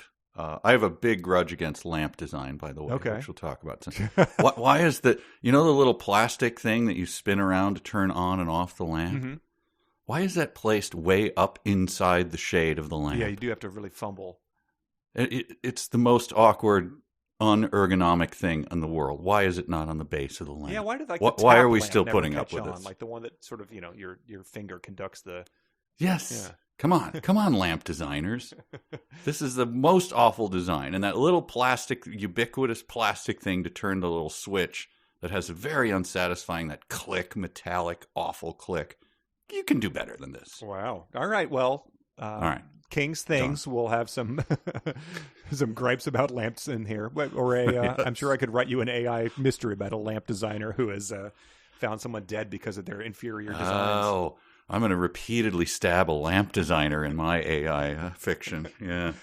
But Mason was going to tell Gretchen's husband about the affair. Maybe he would have enjoyed hearing about that. I don't know. But she says they went to confront him. She brought the knife along, which showed premeditation on her part. And, maybe she doesn't know why, but everyone knows how the story ended with him dead in the woods. And but she hadn't bet on his dog being along. And I guess the police thought that in the time that they were investigating the murder, that's when she came up with the idea of framing Gretchen and was going to planting the knife. And that was when I was like, remember that she's getting all this from secondhand sources. This is how all this information has traveled, is through the barflies at the Pine Needle Tavern. And the tourists chattering about it because they were interested. The tourists who came in to get the gory details of the murder and left with a full stomach of homemade pie. It's a gross description. Yeah. Clearly. All the tourists are just going to be thrusting camera phones in her face and being like, why did you kill Mason? Oh, then, her hesitation here proves that she did it. Look at her. See her left eye tremble? Yeah, right. Definite proof. Yeah, or they're just taking the pies to like a lab and having analyze the ingredients or anything. Now we get this curious phrase a little bit later. Our gingerbread rivalry was well documented. Oh, God. And police believe. So I went to the dark web. Did you now? I did not. Okay. I did not go to that. Another thing, though, pointing out that was well documented. Yeah. I mean, the local paper, there's got to be a local paper in this town for future books that will have articles and stuff in it like that whenever the plot needs them. Yeah. Do you think their local library uses to classify those with microfiche? Microfiche or microfilm? Yeah, I don't know. Because we just did a movie that's a big distinction there. I don't know. I bet that this library has that, since the internet does not exist. They probably have both of them operating in the local library. But they do, if they have so much money from the tourist trade. Of course, they have both. One of the quilters worked at the library, right? That was the whole basic thing. So, I wonder how that is integrated into that town. Yeah. But the main point of all this is that Cinnamon still knows better. They think everyone else in town, all the cops think Gretchen broke in and ruined her house. She still very much thinks it was Bailey, and but has no evidence to support it, so can't press charges. Which is weird, But then I like that this chapter goes out, by the way, I think it's a pretty big slam of Hawaii. Okay. So I don't know if we have listeners in Hawaii, but hopefully. Here you go. Winning wasn't everything. Trips to Hawaii were nice, but in the big scheme of things, Hawaii was just a place on the map. God. You hear that, Hawaii? You sons of bitches. Yes, really. You're just a place on the map. I hope so. It doesn't say that about every tragedy that occurs somewhere. earthquake happens. Well, Chile's just a place on a map. God. Yeah, pretty cold about Hawaii. So that's how that chapter goes out. She expresses some sympathy for Gretchen at the end of it. She's like, she was human too, but it's like, let's move it on. She meets up with Daniel in the next chapter. He takes her to a bridge where he used to fish with his brother when they were kids. A wooden footbridge to talk. Yeah. And the snow is lightly falling, I assume. Is there a what is it? The chill, frosty air? Anyway, she has that cozy tick that she does about the air. Yeah, she has a tick about the air, cozy. Chill to the wind or the nip to the air. But she says, she uses this a lot too. The whole world seemed to turn an ominous shade of red as the day died. Which is I think needlessly dramatic at this point in time. It talks about the sheriff saying it might ruin his chances for re-election. The whole country saw his IQ level with this case, so it has traveled more than 500 miles. If the whole country is bearing witness to it now, that was a cheat. Yeah, one might hope that would ruin his election chances here. But we get more information into what Daniel did when he went to California to become a cop. This is incredible. So, just to back it up a bit, Daniel stood by as a dog mauled a old woman and shouted, coerced a confession out of her. So that's, we saw the cop side of him there. Which I would love to see that happen in a Hallmark movie. I guess it would probably be played for laughs and not, chewing through arteries as you described. I hope that I picture the exchange as a lot of witness style yelling. Let the listener understand, of course. You got that! Get the dog off me! Get the dog off me! No, I can't do it now. I'm not pulling that dog off you. No. But so he says what he did when he went to California. He says, well, this is an interesting tidbit. It was a convenience store robbery, and the guy who did it never got caught. Nobody cared about the case. Only I cared. So that's an interesting one. Like, I understand that might happen if it was like, a bike getting stolen or a breaking and entering, car theft type of thing. Nobody cared about the murder? Like, who is that an indictment of? Yeah, that is. I mean, I assume that this was also, maybe it even reached 500 miles around. The murder of a guy in a convenience store robbery. I guess it's a stray. He didn't set out to murder him, so it's just a wrong place at the wrong time. That type of thing. But people usually do try to at least track that down. And then she follows up with the question I think we would all ask is, did you ever find him? Mm-hmm. And he replies, "It took a decade and a half, but I did it. I tracked the bastard down." Yeah. So this gives us an inkling into Daniel's past, which involves, yarn walls, a lot of just, the guy who found the Zodiac killer, just like getting gaunt, studying these things until the odd hours of the night. True Detective, Yep. Ross or Russ or whatever his name, Rust. Yeah, smoking no cigs. furniture, Yeah. Just a bottle of whiskey and a computer and the yarn wall, and just like, man, you're living a strange life here. Shut up, man. There's a fire burning inside of me. Russ, this Find is this guy. tearing apart everything that's happened in your life. Well, if you think of anything more important than tracking this man down, I'd like to hear it.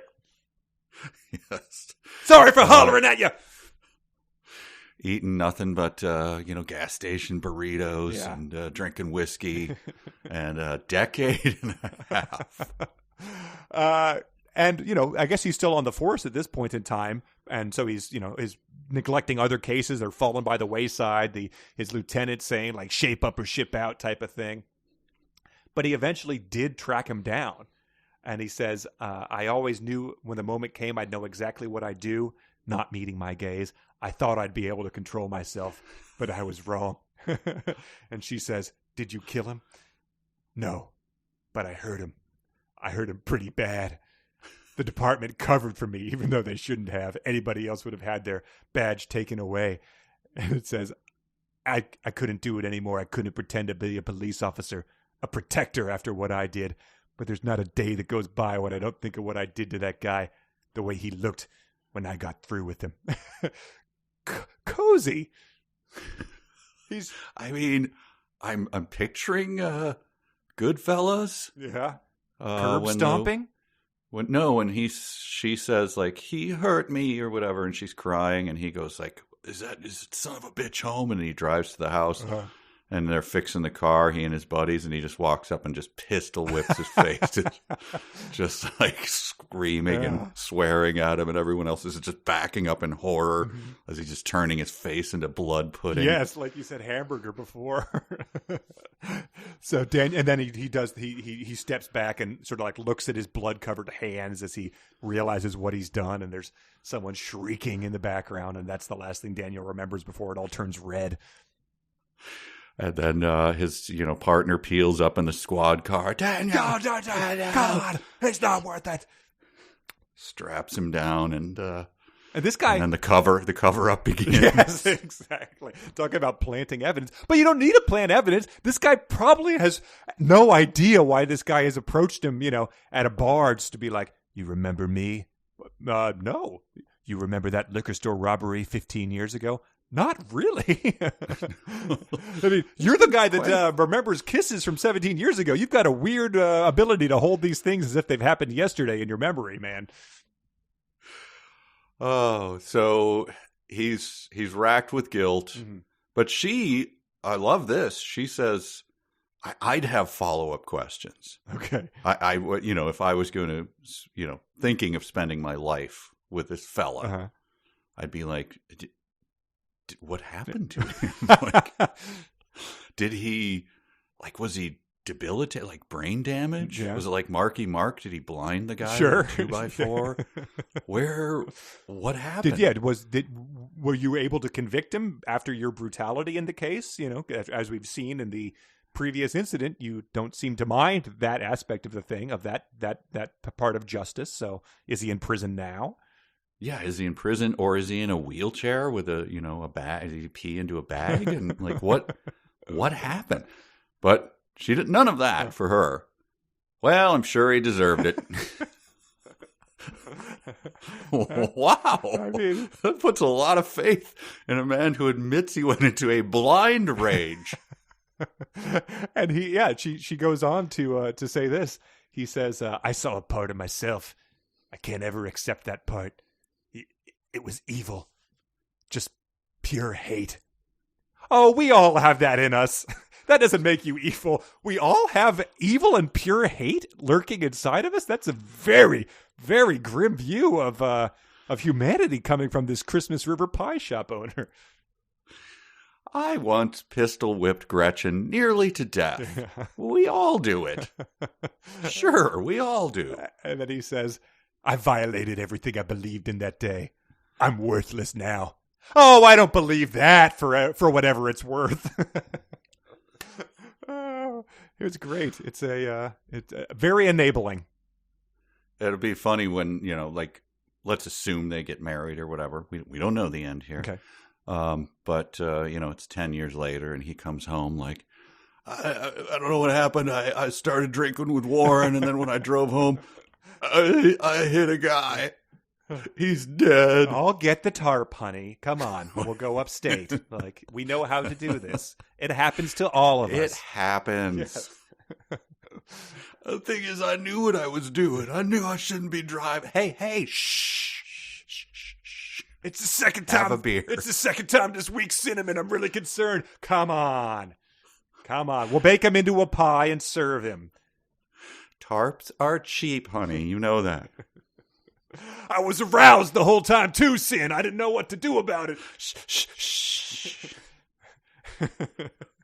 Oh boy! Wow. Yeah. Wow. But dark. But it ends with him saying I can't do this. I can't love when I have this hate inside me. I need to leave town again. And he walks out on her.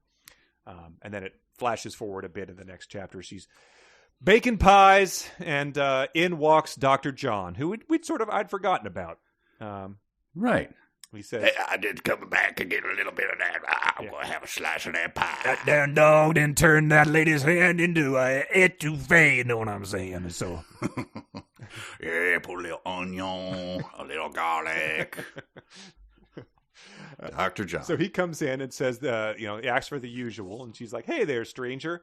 And he's like, "Oh, yeah, I was out of town, too." People leaving town for a week in this book, you should be suspicious of them. But he was with his parents, and she says, "I always got the impression that John's family embarrassed him on some level," which is an interesting character detail. So, I don't know, maybe their feet are just disgusting or something. Well, that came in the third act. Well, the last act of the book. We're getting very much towards the end, and I was very intrigued by that. John, the pro bono podiatrist, is embarrassed of his family. Yeah. So is it like Clark Griswold and his brother-in-law? Yeah, maybe. Like, I pulled it outside. I'm just gonna empty the tank into your pool here, Clark. My elderly father has just been stealing a lot of copper wire out of new construction sites. It's just, I've told him to stop, but it's just, I can afford to support my parents. I'm a doctor, even though I do a lot of my work pro bono. I changed my name. It's Nolte. My dad is Nick Nolte. That's it.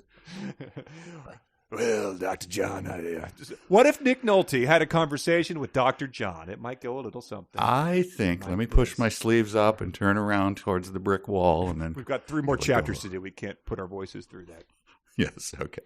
But then he's about to say, like, "Hey, I've got some stuff to discuss with you, Cinnamon." But then in walks Evan. So it's going to be sort of a dipshit off here as these two guys who are fawning over Cinnamon, sort of each pull on an arm, Mm-hmm. And here's what Evan says, that this makes me believe that he's clearly got some bodies in his basement.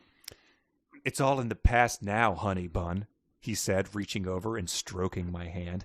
We've got our whole future ahead of us now, Cinnamon.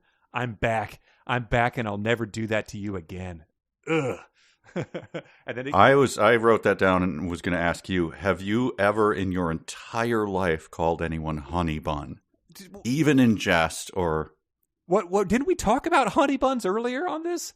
We did. Honey bun people. What was that based on? My son is dismissive of workers who he calls honey bun guys. Yes, but who they wear yellow vests and go into. And he's a worker himself, yeah. But he's like, you don't eat that crap from gas stations. So he has a very low opinion of guys who eat a honey bun. Oh yeah. We were okay. I don't think we talked about it on here. We were talking about it because we had a short where we mentioned Little Debbie honey buns. Okay. No, I'd have never and will never call anybody honey bun.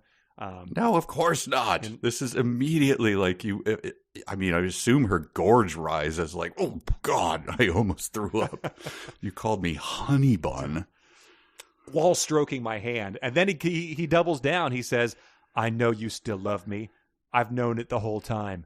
You belong to me, Cinnamon." Wow. "I want to wear your skin." Ugh. And but she essentially then looks at him straight on and says, "It's over, and it has been since the moment you stepped out on me." And he walks out the door angrily and says, "All the same. You're all the same." "But that's okay. There's a million out there just like you who'd love to take what I'm offering." So he's going to go back to his r/incel bros on Reddit and just talk about this. And they're going to say "Yeah, man, yeah, you got out. You got out just in time on that one. She's clearly damaged goods." But he's doing all of this in front of John, right? Oh yeah, John doesn't leave, so he's just sitting there like he's in a snow globe, taking the tines of his fork, as it says, and just sort of pushing at his uneaten pie again. Like, would you stop with the pie thing? But I just want to point this out because it's at the beginning of the chapter. She makes it explicit. "I wiped my face free of flour marks and emerged from the kitchen into the cozy dining room." Nice. So there you go. She said it a couple times in here, so it's. Thanks for. I just like the reminder. Yeah. What am I reading again? Dog is attacking a woman and puncturing her femoral artery. Cop beat a man it's beyond cozy. recognition. Okay.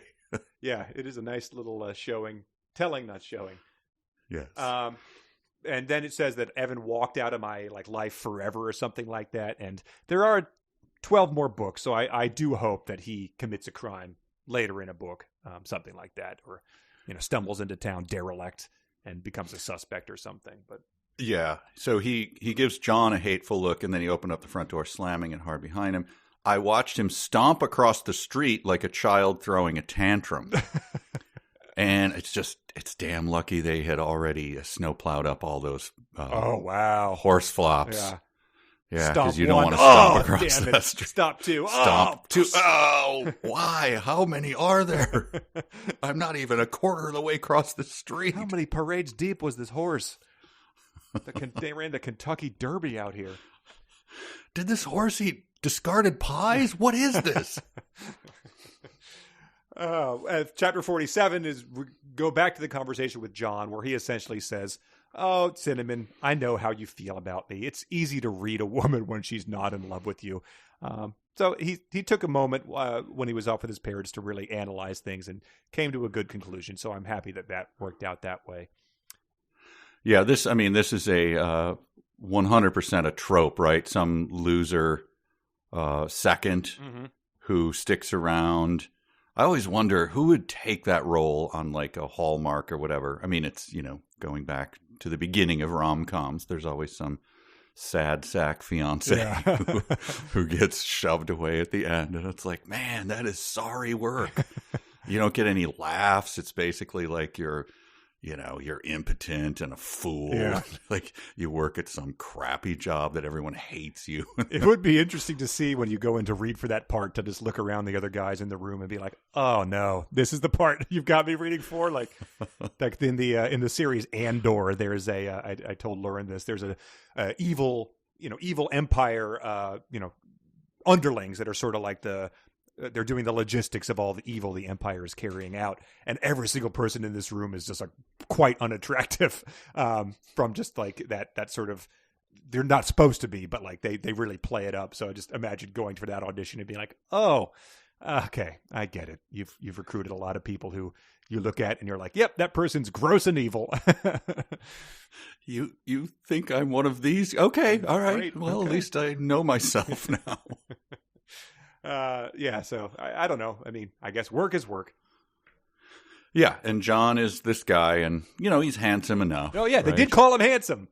Yeah, But he says, handsome. he essentially comes in, and this is another little shock. He says, "I know this is formal, but we both thought it would be wrong to sneak around before you're back. So I just wanted to ask you if you'd mind if Kara and I started seeing each other." So, that's I'm not sure what Kara's thinking there. Maybe she just wants the free foot rubs or something. And what happened physically after that? Do you have it right there? My jaw nearly hit the floor. Well, jaws are unhinging all over this book. Right? This has happened before? Yes. Okay, to her. Eyebrows are raised Oh, yeah. to the ceiling, jaws hitting floors. AI, you got to get your physicality a Sure, little better. right. You must know how this works. And at the end, it sort of says, "Does this mean I can stop making this flavor for you? You're about the only one who orders it these days." Well, I guess. But don't count me out completely. I'll still stop by time if that's okay with you. You're deeply unwell, Dr. John. And it made me think for just 1 second. He says friends, and then they grip their hands sternly, and I just wondered, like, had he been sawing away at a yellow toenail like just a moment before?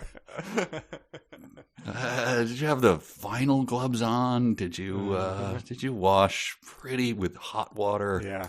You're gonna want to wash those hands, Cinnamon. There's some yellow fungus on you. There's definitely fungi in there, several varieties. You'd be surprised at how transferable foot odor is from hand to hand.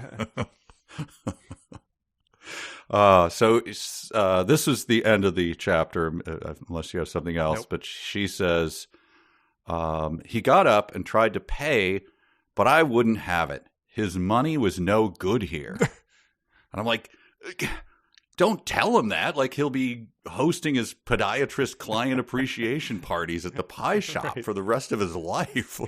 It is a nice move, though, to be like, he comes in, he finally says, "I'm going to start dating your friend," and that's when you stop taking his money. String him along for the thing. That's you got to respect the hustle on that one. And maybe that was his long con. And like, yeah, free pie. You thought I didn't like pie. You've never seen a human eat as much pie as I can. I'm going to challenge Huckleberry to a pie eating contest, and then to another contest a couple hours later. We'll see who creates the most volume. Remember that girl who threw up in someone's hair? I'm gonna best that. Chapter 48, Cinnamon just sort of does some staring off into the void and thinking about Daniel and thinking about John and just being happy that things have worked out for people who aren't herself. The air smelled like snow. Nice. I would guess so. Hopefully. There's so many feet of it. Yeah. And she sort of pulls a Home Alone and just like goes to a church alone, a sort of empty church alone. I think it's Christmas Eve, and just sort of sits there and takes it all in to really just set the scene and make it cozy. What's the song you had picked for her walking through the snow? I mean, does it have to be a Christmas song? Or I think it had pretty much better. I mean, I don't know. Vince Guaraldi, Christmas Time is Here.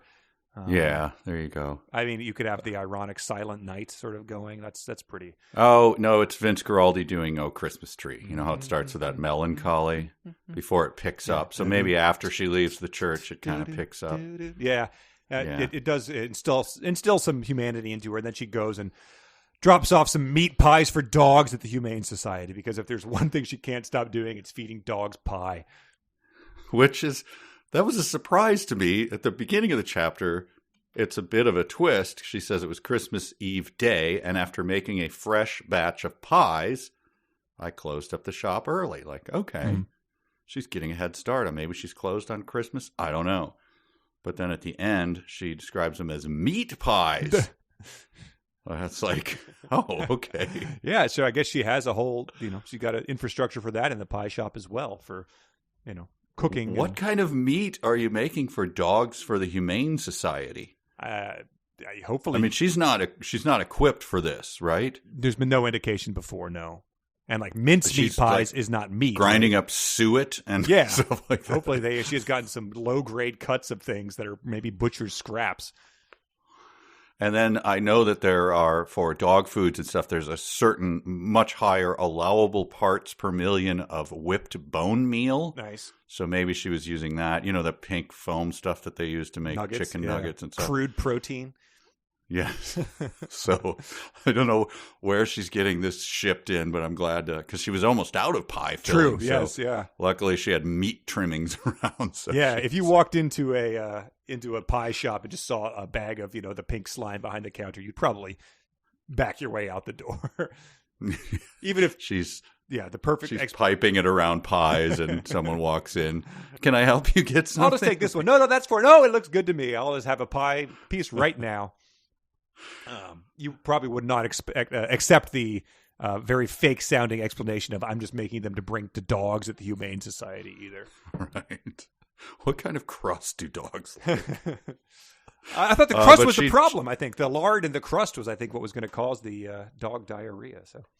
Oh, okay. It was. Okay. It wasn't like the rhubarb or whatever. I assume I don't know. Dogs don't make a regular meal of rhubarb, but I don't know. But as she ended with this sentences, it was like, the dogs would have them for Christmas morning because even dogs deserve to have a Merry Christmas. I said, all right, let's wrap this thing up. This is... cozy it down quite a bit from there, please. And she does, because the next chapter starts with Warren saying, I've got the eggnog under control, honey. You just get yourself home before 8. I'm going to have some guys over to play cards and watch the Pope ringing Christmas. Yeah. Warren, please. Yeah, but Warren contains multitudes. They're playing poker, boozing it up, and then watching the Vatican Christmas Eve Mass on TV. Because the Big Valley Channel goes dark just out of respect for Christmas. Yep, they play the national anthem and then dip to a test pattern. Yeah. But speaking of containing multitudes, the book has essentially become like the end of Caddyshack, where Rodney Dangerfield's like, hey, everybody, we're all going to get laid. Because Warren is now, it says he's dating Catherine. Oh, Catherine Harris? The new barmaid at the Pine? It says Catherine was new to town in her mid-60s and worked at the tavern on the weekends to supplement her Social Security checks. And Warren says, I think she prefers the term bartender, probably because she's exists in the 21st century and not, a Dungeons and Dragons campaign. But I'm surprised she isn't. Catherine was in her mid-60s. Isn't that a little too old to be? Yeah, You know? I mean, she doesn't think anyone Come should be on. doing that based on Gretchen and the judge. But with her, she's just like, oh, I'm just delighted that you're going to be banging the bartender at the Pine. So imagine those. What do they sit? Oh, they sit and talk about the Big Valley and stuff at the table, and then he's like, Hang on, I'm getting a high sign from Katie over there. Yeah. I'm gonna lift up that little flip top on the bar top and go behind into the cool room, and I'll be back in 10, guys. You got it, Warren. Better hope the old Pope JP don't run too long with that sermon, because I got a limited shelf life on this thing here. But so Warren leaves her off, and she's like, "Oh, you old dog," and she has more pies or something. But it ends with the classic Muldoon simile, which is that it left me feeling cold and empty like a hollow chocolate Santa. Not the best one she's got on. I prefer the hard cheese, I think. compared herself to cheese. Yeah, eyebrows were going to the ceiling, jaws were hitting the floor. Snow globe. We all stood there like people in a slope, But she also, I was curious about she actually gets tired from carrying the bag of meat pies. So how many dogs at the Humane Society? right, in this town of 5,000? Yeah. And do they have to, like, the Humane Society probably has to go like, oh, thank you so much. Obviously, we are not accepting meat pies for our dogs. We have this all under control. We have a full budget. We actually need to bring these dogs back to health. We have no idea what you put in these pies. Yes, exactly. You could be some weird. That could be the next thing is the person who poisoned the dogs in the animal shelter by giving them donated food. Well, I'm just going to leave them here. Well, if you leave them here, I will have to take them and I will throw them in the back dumpster. Is there anything else? Well, I'll just leave them. Even dogs have to eat. No, but these dogs will not be eating these pies. They literally cannot have them. Yes. Merry Christmas. Oh, look, it's snowing. How magical. We do not need snow. We had to put a dog down because of the snow last week, the blizzard. Person right in front of her as she's walking away, like pulling her collar up, is like taking a broomstick and just bashing the pies down to compact them so she can throw them more easily into the dumpster. And then who pops? Merry Christmas. Who pops his head up? But I'll take some of them pies, Goochies. Are you throwing away meat pies for dogs? No, What the hell are you, insane in the membrane? Me and the good doctor are going to share that with Warren over at his poker game before the papal mass. Warren likes to laugh when he puts them on the floor, and I still eat the meat pies. Oh, Nick. All right. Well, it's the last chapter. Yeah, so we can burn it through it. So chapter 50, I mean, it's as you'd expect, she's alone, she's bitter about everything else, everyone else having someone to live with. She looks at herself in the mirror and says, another Christmas, and soon another year, and soon 34. The unimaginable horror. Blackout, gunshot. And then that's when, and I looked down, and that's when I saw him, and Huckleberry is scratching at her door. Huckleberry, who now has a taste for human flesh and likes it. Yes, that's true. That does happen, right? That's happened with lions and tigers. Yeah. They get a taste, Yeah, and they'll become a nuisance, and you have to put them down. Yeah, And that's when she looks outside, and there's a red sky, but with, of course, snowing hard now, and she hears music coming over the hills. And I think we've read this on fanfic. It's Daniel, of course, coming over the hills singing Otis Redding. That's how strong my love is. And it gets about as gooey and sappy as anything has in this book. As she's like, the past 16 years fall away, and I felt like the most important person in the entire world. Oh, it's too bad it wasn't soft strum, a soft sound at first, quiet and distant. Princes kneel before you. Just go ahead now. It probably Princes who adore you. It probably would time out well to their high school years. Yes. Yeah. But yeah, speaking of that, of songs from the past, it says, Cinnamon, if I could take back these past 16 years, I would. I would go back to that lake with you and never want anything else. And I was like, the guys in Bruce Springsteen sung about in Glory Days were not hung up on their high school years as much as these sad sacks. The guy who could throw his speedball by you was like, man, quit living in the past, dude. It's just embarrassing. It is true. It's quite a time. I'm trying to remember. It's 16 years. I think I went to one reunion and I walked in and like guys were coming up to me. I didn't recognize anyone and I just felt awful. I was like, this was a huge mistake. I have no nostalgia for any of it. I'm still friends with a lot of people from my high school. And, you know, we have a lot of stories we like talking about. But they're stories, you know, they're like things we did or like funny things that happened. It's not just like one embarrassing kiss with someone you never spoke to again. That'd be it. I can't think of anything worse than getting hung up on that. Well, another physical description of Daniel. Okay. The soft glow of the kitchen light fell on his face, illuminating it. Yeah, that's what light does. Making him look like an angel troubadour Wow. descended from heaven to save my broken heart. I guess my joking description earlier was actually pretty apt. Yes, number one, settle the hell down. That's an extra stamp. We had to pay extra to get that one. But angels famously lit by kitchen lights, of course. Right, sure. Hopefully it's not one of those like daylight light bulbs that make everything look garbage, or one of those old CFLs. Yeah, it's a 6,000 temperature CFL that flickers, you know, where you can, when you move your eyes, you can actually see the flickering of it. Oh, he looks like an angel.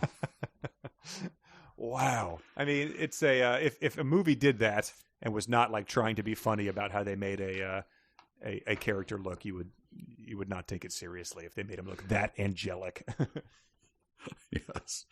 So obviously, I don't think we need to say it, but I'll never leave you again, pulling close, kissing. The guitar must be hard to get rid of. I don't know how I guess you sling it behind your back and then pull her close. Yep. And he talks about all I can offer you is what I am today, my heart damaged as it is, and a promise to never leave you again. Like just full body shudder.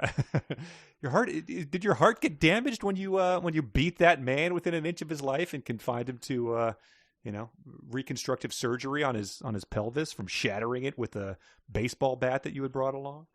Well, that's what goes unsaid is like there's a soft moaning from like 3 yards away and like, yeah, that guy bumped shoulders with me as I walked over here, and I had to retune my guitar. I had been at the Pine Street Tavern, so I was pretty liquored up when I confined him to a wheelchair. Beat him with a tire iron. I'm pretty sure he's not going to pull through, especially now that it's snowing on top of it. I liked this description, too, because it's wrapping up as they're smooching. He wrapped his arms around me, pulled me close, and we kissed, the snow falling silently all around us. Well timed by the snow for just punctuating every moment so dramatically. The wind blowing sharply into the sides of our faces, but I wasn't cold. In fact, I hadn't been that warm in years. Huckleberry circled us, wagging his little nub. That one threw me. I did not like the description of like, oh, the snow's falling, the music's rising, the strings are crescendoing, Angelic light, and a little nub, wagging his little nub.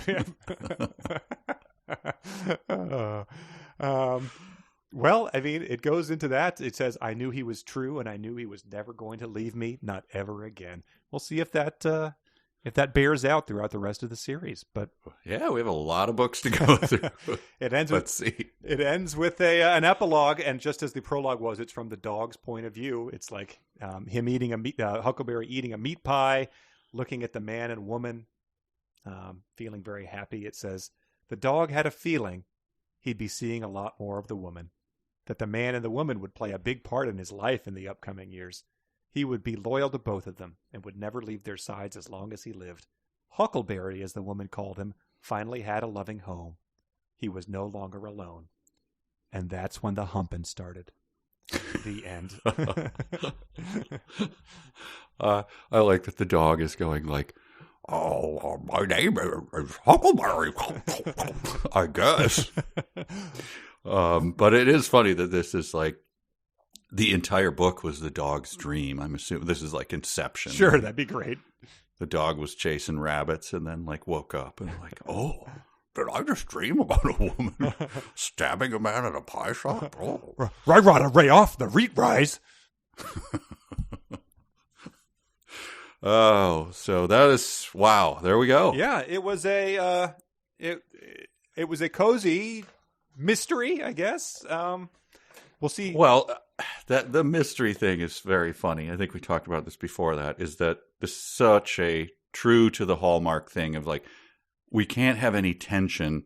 We can't have Cinnamon under suspicion of murder for more than 4 lines of prose. Yeah. Before the other confession comes. Maybe a few more than that. But it is literally like in real time, if it played out, it was 35 seconds. Mm-hmm. Right, yeah. You're under arrest. No, I confess it was me all along. Right, yeah. 30 to 45 seconds, of which, most of them involved a violent dog attack. Yeah. But also the tension, I mean, there was no tension because we know she didn't do it unless you're giving us pulling a fast one and giving us a wildly unreliable narrator, Patrick Bateman or something. We know she didn't do it because it's a first-person book that she wrote here from her perspective. But it could have been a wrongly imprisoned. Sure. Right. And then it could have gone into one of those true crime series. Right. Yeah. 20 years in and someone's working to the Innocence Project to free her. They show her, there's like B-roll of her eting meat pies in prison. Yeah, and doing push-ups. Ironically. Having meat and then pies tattooed on her knuckles. Yeah. Her neck tattoo is a huckleberry. What was the tattoo I said I was going to get? Like, that bitch is just crazy. Yes. Yeah, so I don't know. It would be interesting to see. A reader read the next 3 books in there. Let's cut ahead to emails and we can just we can explore what he says happened. We're going to the party. We're going to the game. We're going to the disco. We're going to cruise out, man. Got to read some of these emails, but maybe we'll save the rest for a mailbag next week because we have some that just got by the wayside in our previous long episodes. These emails are, of course, written by Patreon supporters at patreon.com/372pages, where we love and treasure every single person who contributed to the podcast this year. We have 960 Patreon supporters, so that's getting close to that promised watch of Forrest Gump. Wow, that's good. Do we owe one of these people? Don't we owe them Super Constitution? We need to do that, so maybe we'll include that in our mailbag. Whatever we do next week, that'll be where we give away Super Constitution. Okay. Sound good? All right. We will. We do need to send those out, and those are hot items. I don't know if it will get here in Christmas time, but that would be the most expensive gift under your tree, probably. I haven't looked to see if the price of Super Constitution has gone back down. Like, I don't know if anyone relisted their copy of it to try to capitalize. Yeah, I mean, you should. You absolutely should. Super hot market. Yeah. It's, what do they call that pricing on when you're ordering a lift or whatever? Oh yeah, surge pricing. Surge pricing. It does not appear that anyone is currently listing their Super Constitution on Amazon. So, but is there a price for it? It just says currently unavailable. We don't know. Oh, unavailable! Yeah. Wow. Holy cow! Yeah. So, yep. If you want to get a copy of this very valuable book, you gotta support the Patreon. But let's read these emails. This is from Jeffrey. Jeffrey, you'll know, is the person that we interviewed because he went ahead and read all the Quilter book series. Yes, I envy. I mean, obviously he's a quick reader. I am not. I envy you, Jeffrey, and thank you for your fine work. He says, I went ahead and read the next 3 books in the Cinnamon Peter series, and if you think the persistent misery abates, I can assure you it does not. As an example, this is an excerpt from book 3, which is hilariously miserable. And he says, I don't ever remember her smiling like this, I said, pointing to a photograph of my mom posing with Marie, who had been the maid of honor at her wedding. My mom wasn't exactly an unhappy person when I knew her, but even as a child, I knew she was troubled. When my father was around, the two of them fought all the time, and I remember her crying a lot. When he left us, the crying spells didn't stop. If anything, there were more of them. During her last years before the accident, she'd become a little happier, but I never knew that youthful, radiant bride in the photograph staring up at me. That woman was long gone by the time I came around. So that's delightful. Merry Christmas. Happy coziness, everybody. Wow, she was on her way to mumminess, obviously. Yeah, I mean, the ski accident did her a favor. Sure.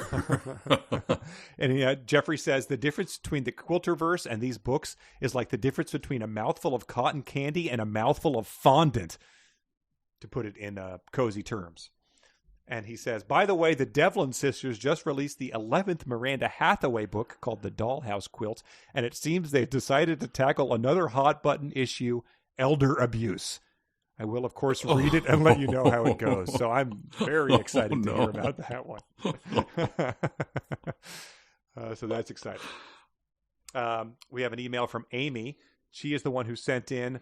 The sentence about the sheriff was, he stuck out his upper lip like he didn't believe what I was saying. And Amy says, I have a picture of a horse I owned perfectly demonstrating the sheriff's expression of disbelief.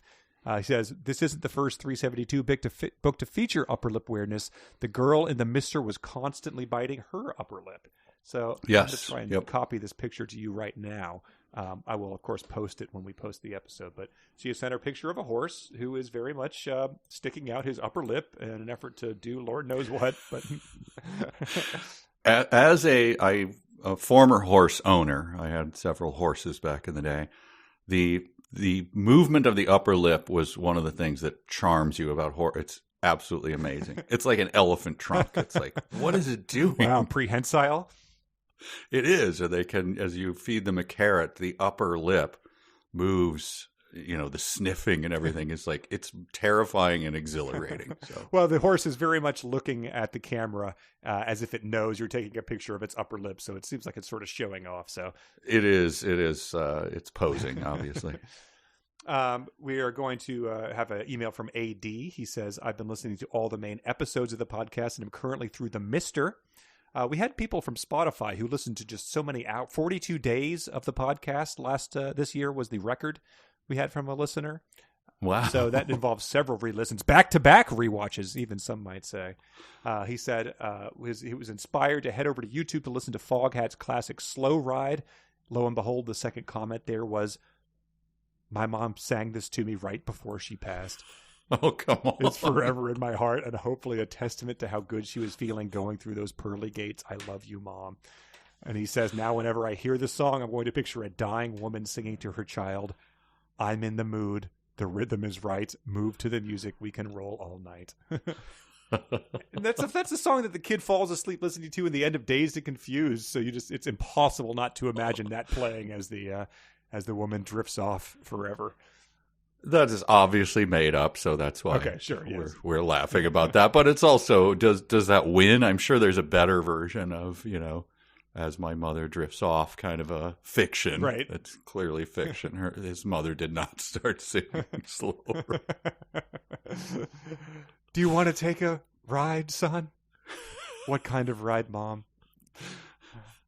Are you ready?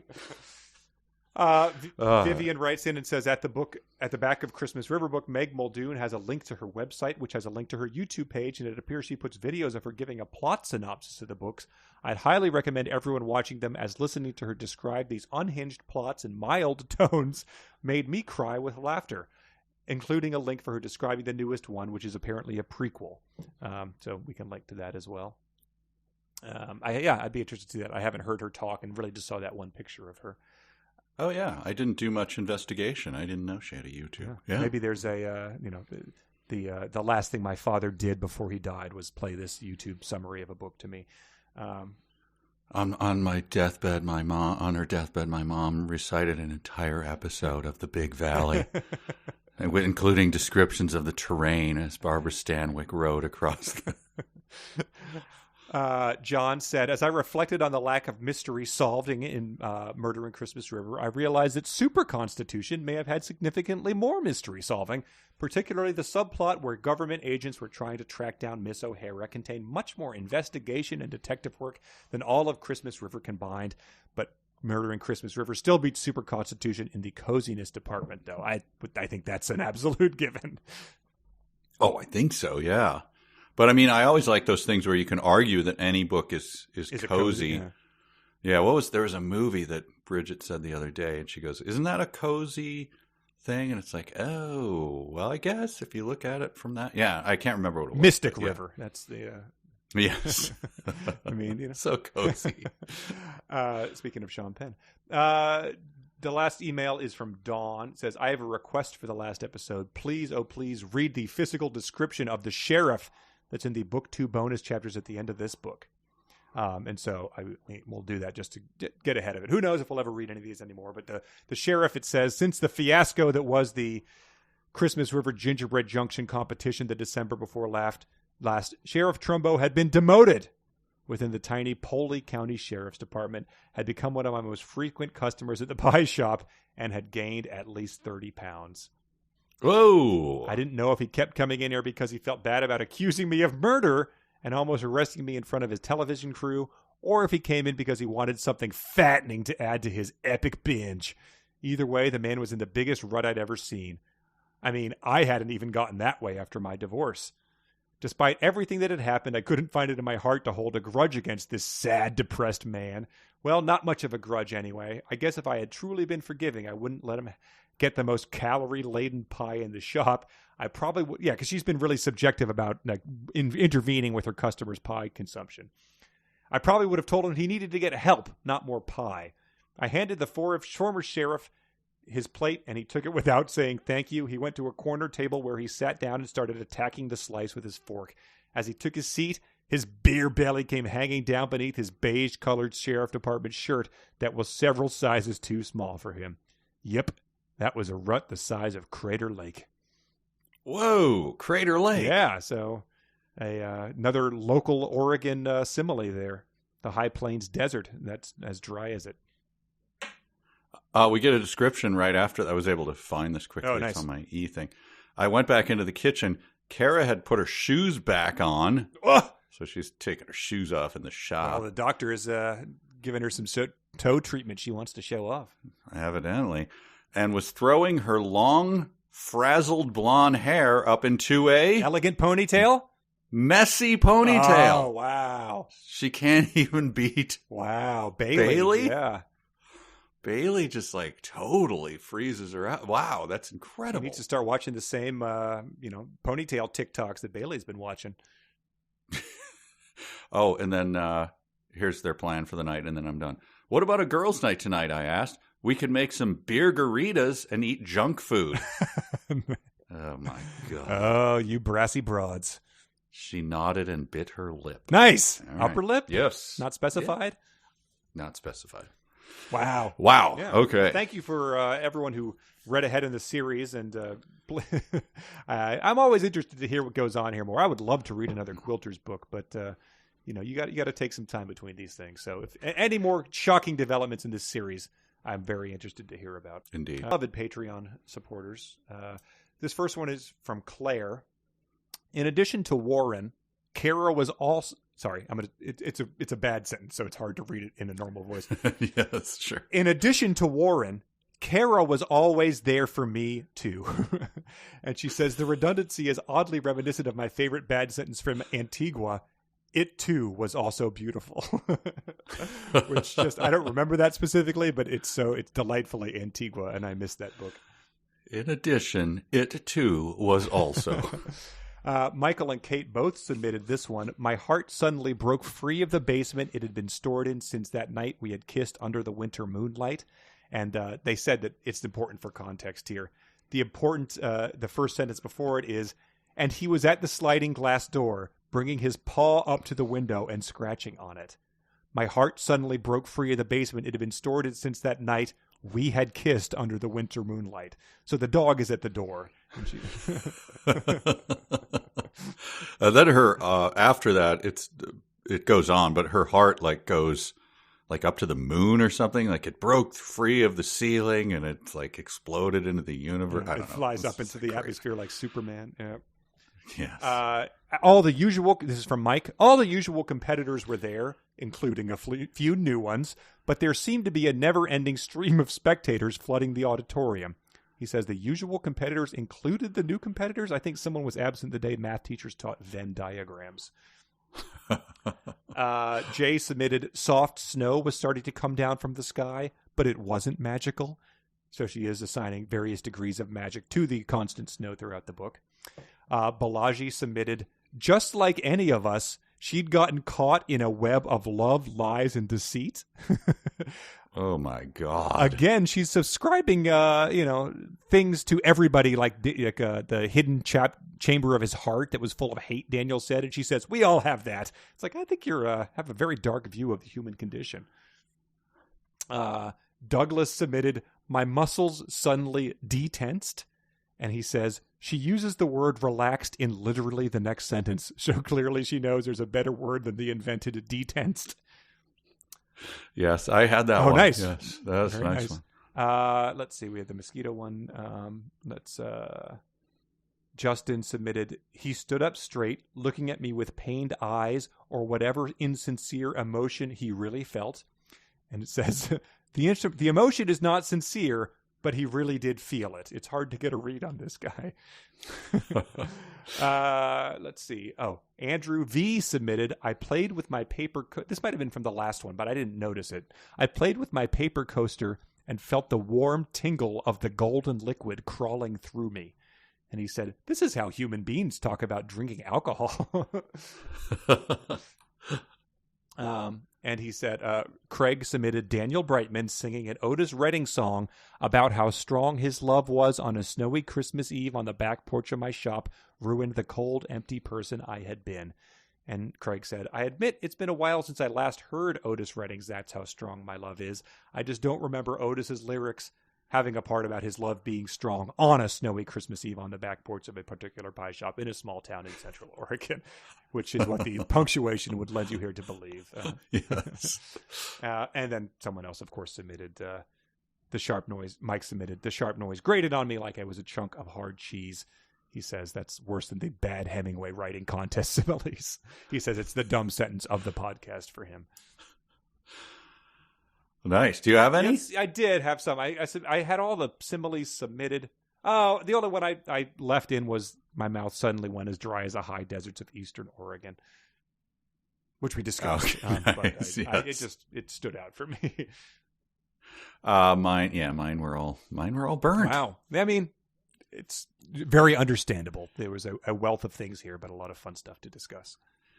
Yeah, it's a lot of cliches, obviously. So those are, as fun as they are. But insane it's fun when they stuff sprinkled in between the cliches, though. Yes, it's like we always talk about the bad movies. Like, look, we all know what this is. A monster attacks people or something, but then someone they just do something weird, like someone collects lunch boxes or something. Yes. What? Why? What? Now we have to take it. It's that kind of thing where the details are the things that why are you getting hung up on this? Right. Yeah. Make the movie about and that's what bad. Yeah. Birds attacking. Sure, we all know how that works. All right, this guy's selling solar panels, and you're getting into specifics about the level of discount he's giving you. Like, well, yes. yeah, that's what makes him great, and that's why you can't replicate them. AI will never be able to grasp that. I'm guessing, because even if you're trying to make a bad movie, you wouldn't think to do the things that the people do unintentionally. Yeah, and that's why when someone does it intentionally to make it weird, we don't like that. Right. I don't like that. Yeah. Well, good. So where do you rate this one? Well, for me, I mean, the benchmark is obviously the Quilters push back. Let's take a look at the list of everything we've got here. But I put that book strongly above this one. I think it just. I put it. Yes, I do too. I don't know how strongly. Maybe we disagree slightly on the strength of how far I put it above it, but I certainly do. Yes, I put this book above some of the mainstream books that were weird, but beneath a lot of the sort of outsider ones that we've done. I put it above Gump and Company, but I put it below Antigua. I'd put it below Moon People. I'd put it below Quilters. I'd put it above My Immortal, but I put it below Trucking Through Time. Oh, yes. Yep. But I don't disagree with a single thing so far. I think I'd put it above Lair of the White Worm. I think it's firmly in the middle. I put it above Digital Fortress. So maybe at the bottom of the weird outsiders, but on top of the, I put it on top of the two old books, Irony Iddesleigh and Lair of the White Worm. I put it above Super Constitution for sure. Yes, yeah. That just got a little weird. I don't know if I'd put, I don't know. The only ones I might quibble a little bit about is Lair of the White Worm. Okay. I don't know. It's tough. I probably would put it above it, but I would have to think about that. Yeah, my quibble is by the people who wrote in being like, you guys may have, you guys may be in over your heads with this one. You might have picked too good of a book before we started reading this come one. on. So like, yeah. No. We're still 50-50 on whether it's AI that wrote Right. it. So no, I don't think Yeah, so. there was a lot of funny stuff here, I think, to dissect. So for that, I am grateful. And, a quick and easy read, and I'm glad we got to do it at Christmas time. It really made the season that much cozier. Oh, so cozy. Yeah, this is great. Yeah. Well, thanks, everyone, for supporting it. And I'm grateful for everyone who took this journey along with us this year. It was a lot of fun, and especially those of you who supported it on Patreon. Yes, and happy holidays to everyone. Cozy up wherever you are, no matter what the temperature is, even if you live in that spot on the map, Hawaii. I hope you enjoy your holidays. Thanks, everyone. Bye.